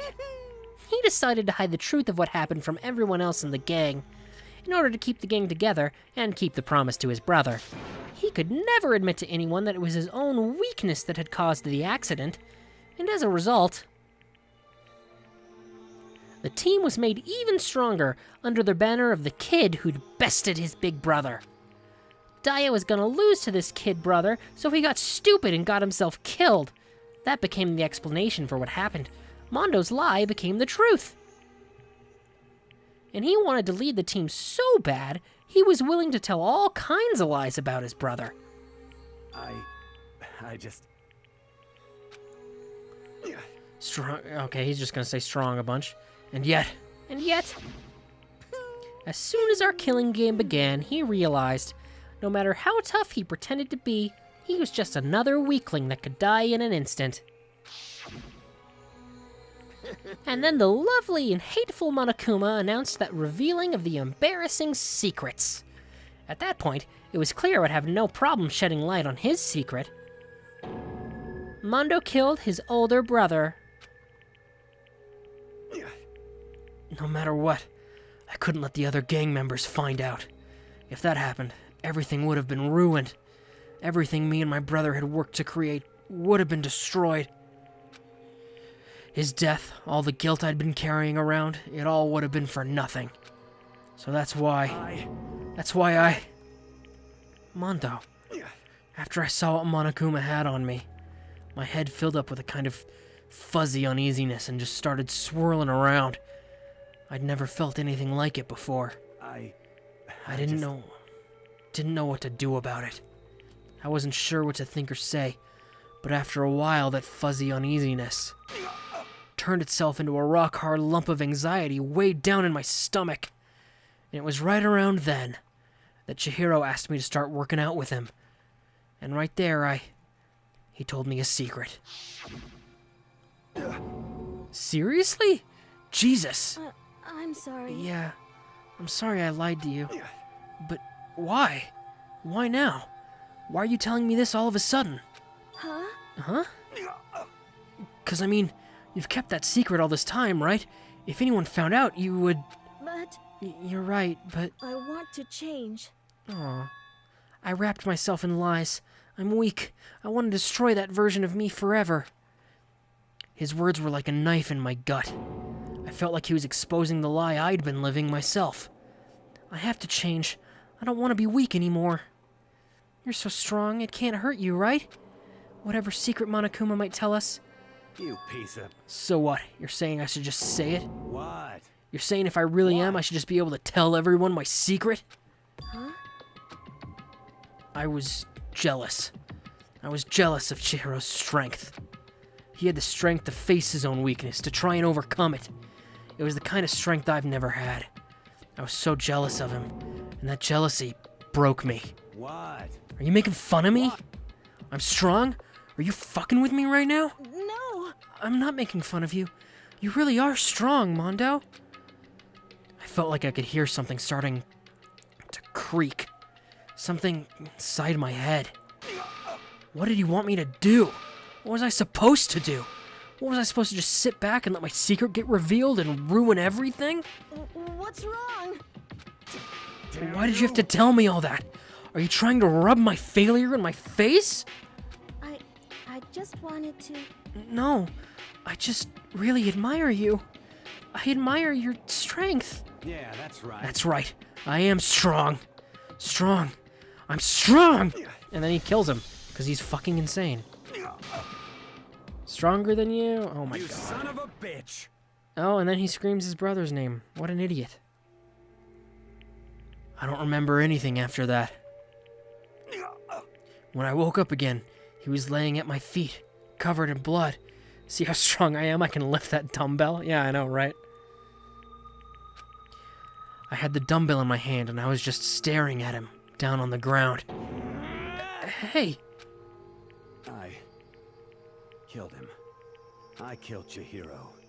Even after all this time, I'm still just as weak as I've always been. And thanks to that, I did something I can never take back.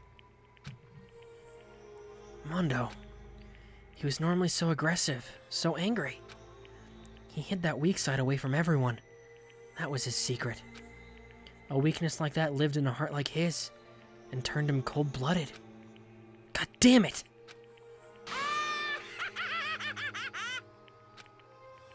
Look at him! You see? You're all just like him.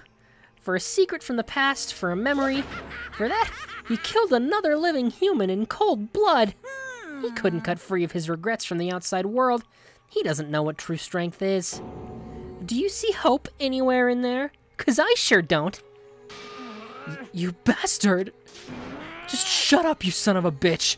Go ahead, say it again, I dare you! Yep. Okay, I'll say it as many times as I want. Is what I want to say, but... Unfortunately, I can't do that right now, 'cause the time for punishing is fast approaching. Punishing? It can't be. You mean execution? Well, that's what I promised you, right? The blackening that disturbs the peace will be punished. Hey, Koala, hey, that medic guy, how's it going? Ridiculous. Hold on. Now then, I've prepared a very special punishment. Did I miss much? I've been live for about 3.5 hours. I did the investigation of, and am now at the end of the trial for Chihiro's murder. Let's give it everything we've got. It's punishment time. Not much, just the whole chapter. Not the whole chapter, just the second half.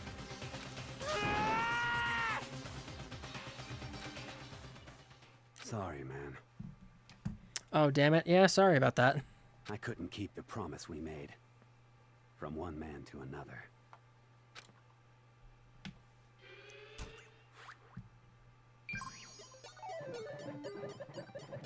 Mondo has been found guilty. Time for the punishment.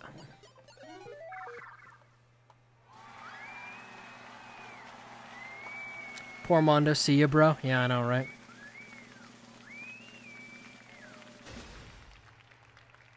Oh, this is not gonna be good.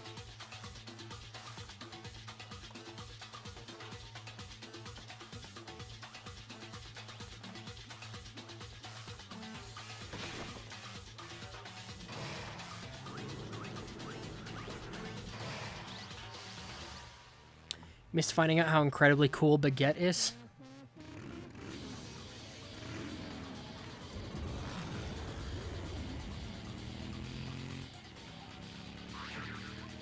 Oh, whoa, there goes Monokuma.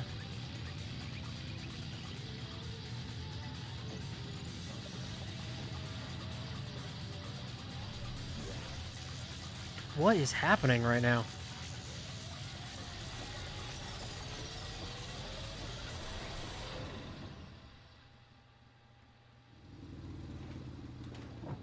Oh, Monokuma's not looking too great.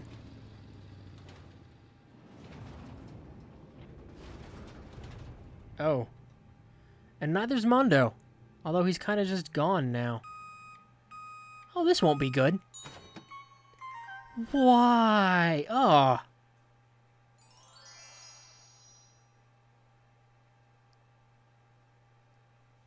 No thanks. It's a shame I ended work late today. Oh, it's too bad. The VOD will still be up, though. Laugh at my death, and your soul will forever be at peace. Oh. It can't be. My brother. Another murder and another execution. I want to feel again. Everyone's lives are taken so lightly here. I feel like I might be going mad. Maybe I'll just let it happen.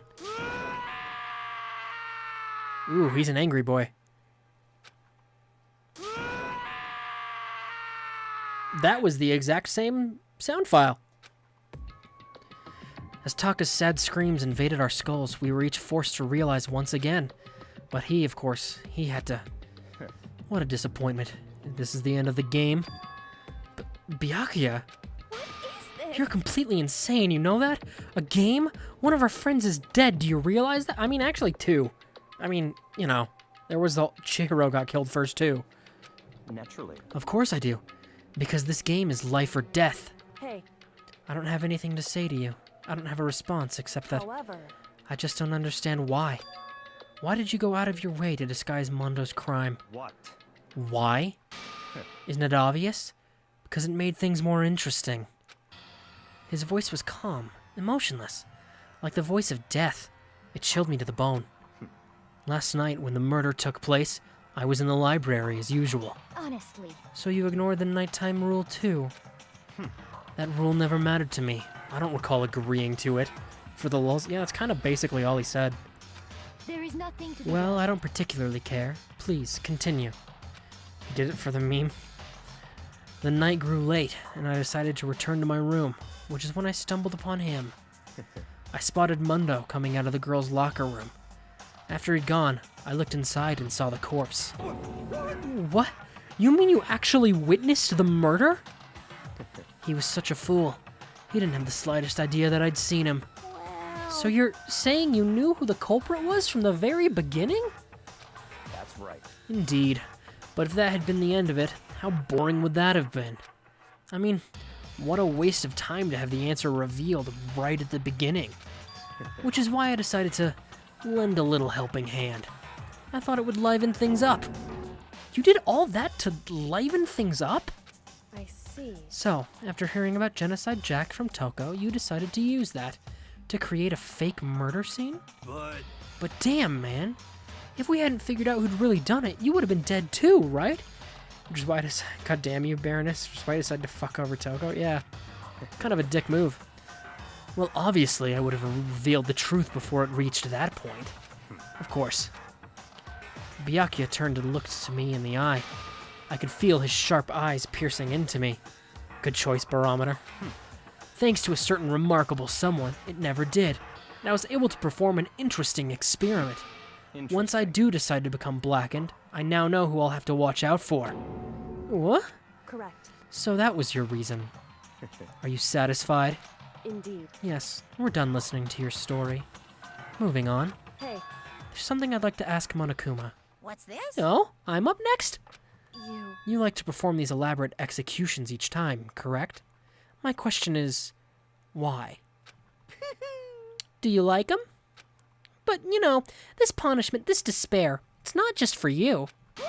All this punishment, all this despair is my gift to mankind itself. Why would he watch at Makoto saying that? Instead of Miss Know-It-All over there? I have no idea. You're over-exaggerating. I'm not over-exaggerating. These punishments are meant to transform all hope to despair. Damn. What do you mean? Mean? Mean? Mean? Mean. Good grief, I don't understand why you have to pick apart every little stupid thing. Whatever, it doesn't matter. In the end, I'm gonna stand alone as the victor, and then everything will be revealed to me. Ah, the noble son of a noble family. Truly, you understand me. I think this is the start of a terrifying friendship. That's enough. Shut up. I would never stoop to the level of a childish criminal like you. Let me just say this. After I've achieved complete victory, you're up next. I'm going to find you and kill you. Understand? In the name of my family. In the name of the Tagomi family, for which victory is a foregone conclusion. Oh, so cool! It's like you're the main character of a video game or something. No trash mob for you. Facepalm complete victory. I swear, whatever it takes, I will kill you. Sounds like something I heard before. Temper. Sounds like someone needs a nap.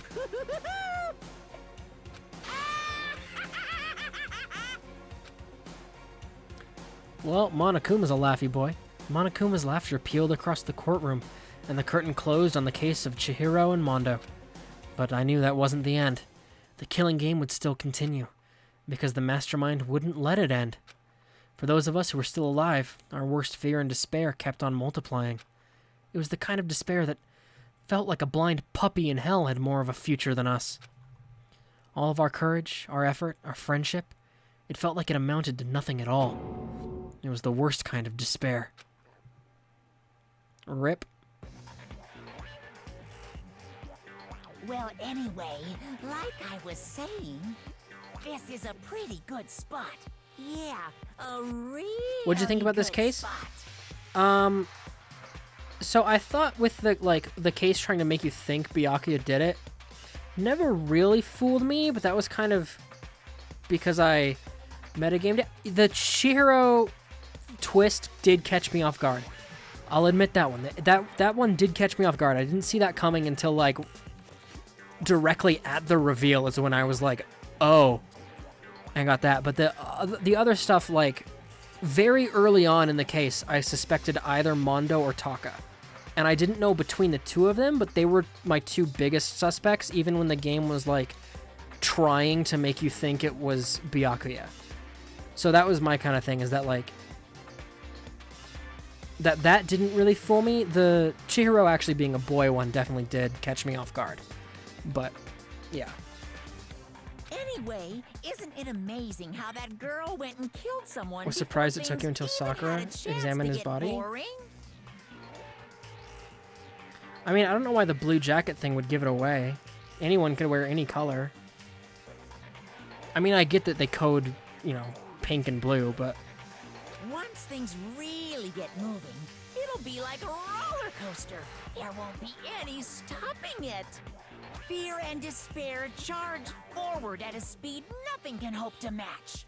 But I must admit, I'm disappointed. I went to all the pain and effort of making you part of the group, and you couldn't play your part. the one thing I will say, the thing I thought that Kyoko kept trying to point out was that the handbook was hidden on Chihiro. I was actually, Medikai, it's funny, I was talking about, because Kyoko points out that Mondo was calling her dude. When that happened, I thought, that's weird, he's never done that before, and then I moved past it. Like, I didn't give it a second thought. And had I thought about why that statement stuck out to me, I probably would have figured it out then, but what happened was that statement stuck out to me, and then I just soared right past it. You do remember you were supposed to make the first move, right? Well, no biggie. Nothing we can do about it now, so just do your best to make things more exciting from now on, okay? After all, that's what everyone wants to see. It would have been pretty easy. Well, yeah, like I said, I didn't miss it, but I only noticed that something was off about it, and then I didn't think about it. So, like, yeah, it basically raised an alarm of, like, that's different, and then I didn't give it a second thought. There's one thing I'd like to ask you. As long as you don't want to know my measurements, fire away. Oh, you cheeky bear. Who is it? The 16th high school student, I mean. Ooh, my, you really took me by surprise there. I know I said you could ask anything, but... super denied, ultra denied, demonic denied. Because you see, that's my ace in the hole. And nobody'd be dumb enough to reveal that, right? No matter how close they were to their friends.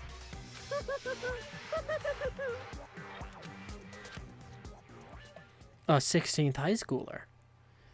Intriguing. Boy's Life of... I guess the chapter name should have also given it away, but... oh well. Well, 10 left.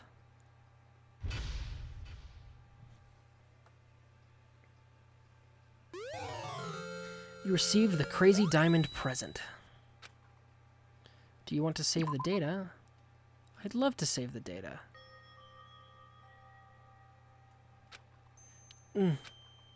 Sniff, sniff, sniff, sniff. Aww. I know I shouldn't cry, but I've had enough. I can't take it anymore. Getting out of here anytime soon, it's impossible. I can't let myself think about how much I want to get out of here. The chapter could have been Mondo and Taco's despair too.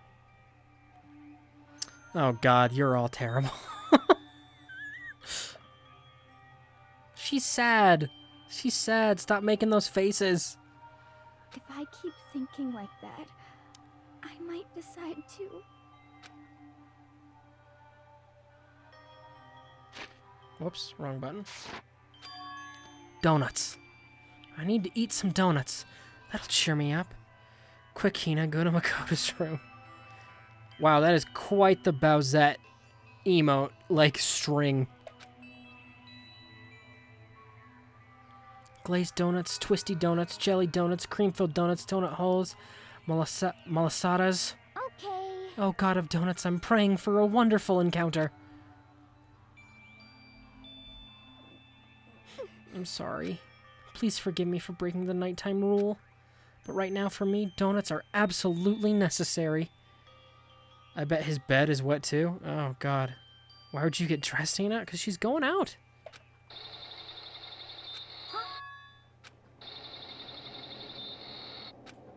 What's that sound? It sounds like it's coming from the bathhouse?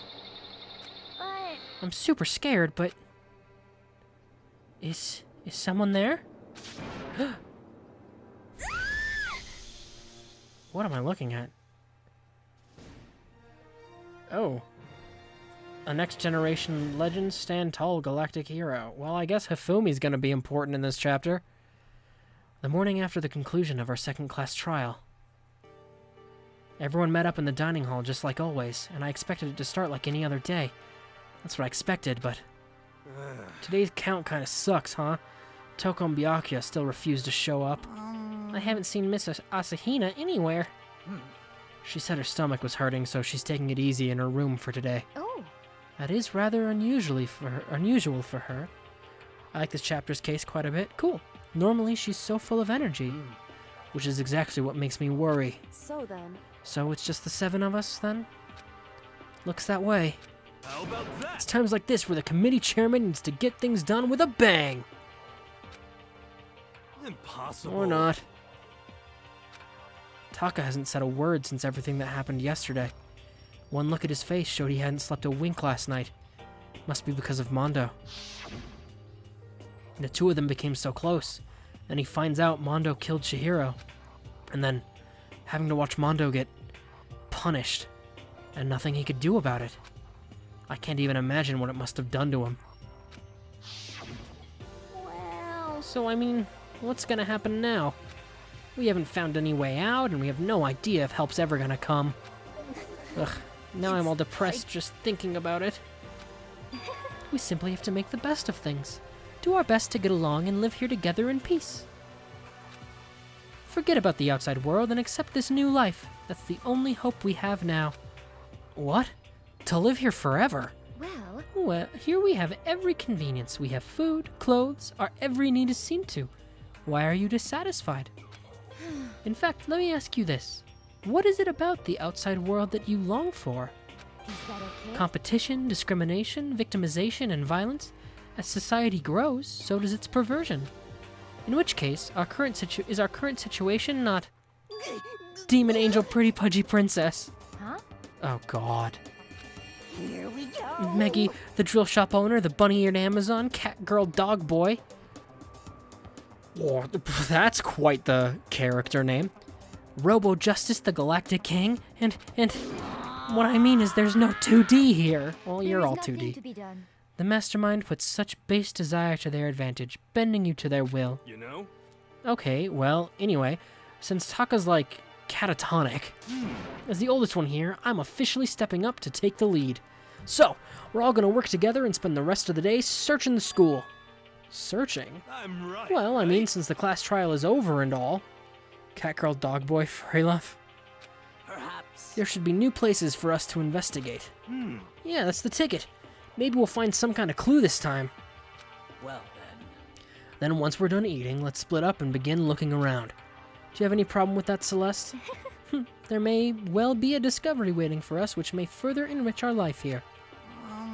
No, the point is to look for clues. And just as we were starting to come together, she barged in and ruined the conversation. You called for me and so I appeared.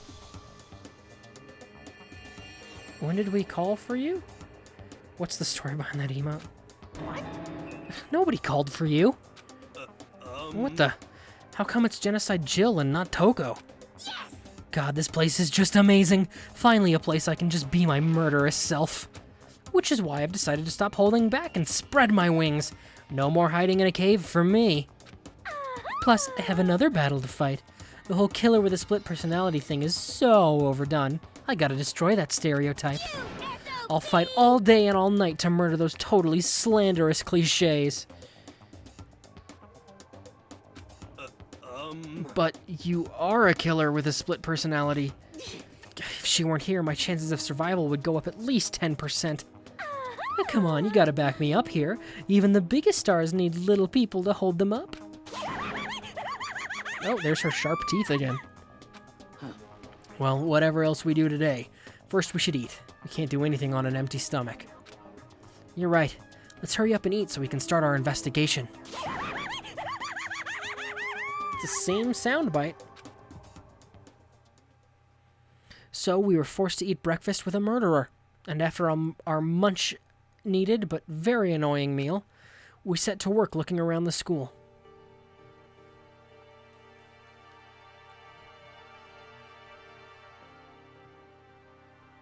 And that's going to be it for me for today.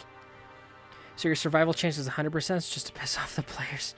You're universally hated by every Danganronpa fan. Alright, so yeah, that's going to be it for today. I finished, did all the investigation and then the trial for case 2. So, you know, that felt pretty good. And I streamed for, that was longer than I thought it was going to take, but that's because some of that was just people talking to each other back and forth. I think I hate Toko more, whereas Hifumi is more of a tolerance. See, oh, I can't stand Hifumi. But anyway, let me save so I don't have to go through all that dialogue again. Toko's great. But yeah, so that's it for me for tonight. I'll be back, or I guess this morning. I guess it's like almost 7 o'clock where I am. But yeah, I will be back probably tomorrow. Probably. Nothing beats a certain character from the next game. I have no idea. But yeah. So yeah, thank you everyone for hanging out and watching Mondo get his crime solved. And yeah, I'll be back probably tomorrow, if not tomorrow, within the next couple days at least, with more Danganronpa, and we'll do at least the beginning of chapter 3. You'll join if you can.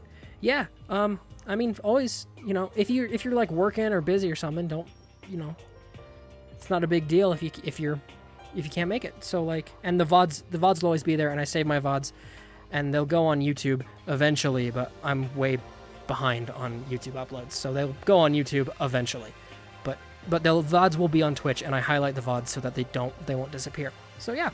So take care, everyone, and I'll talk to you later. Bye.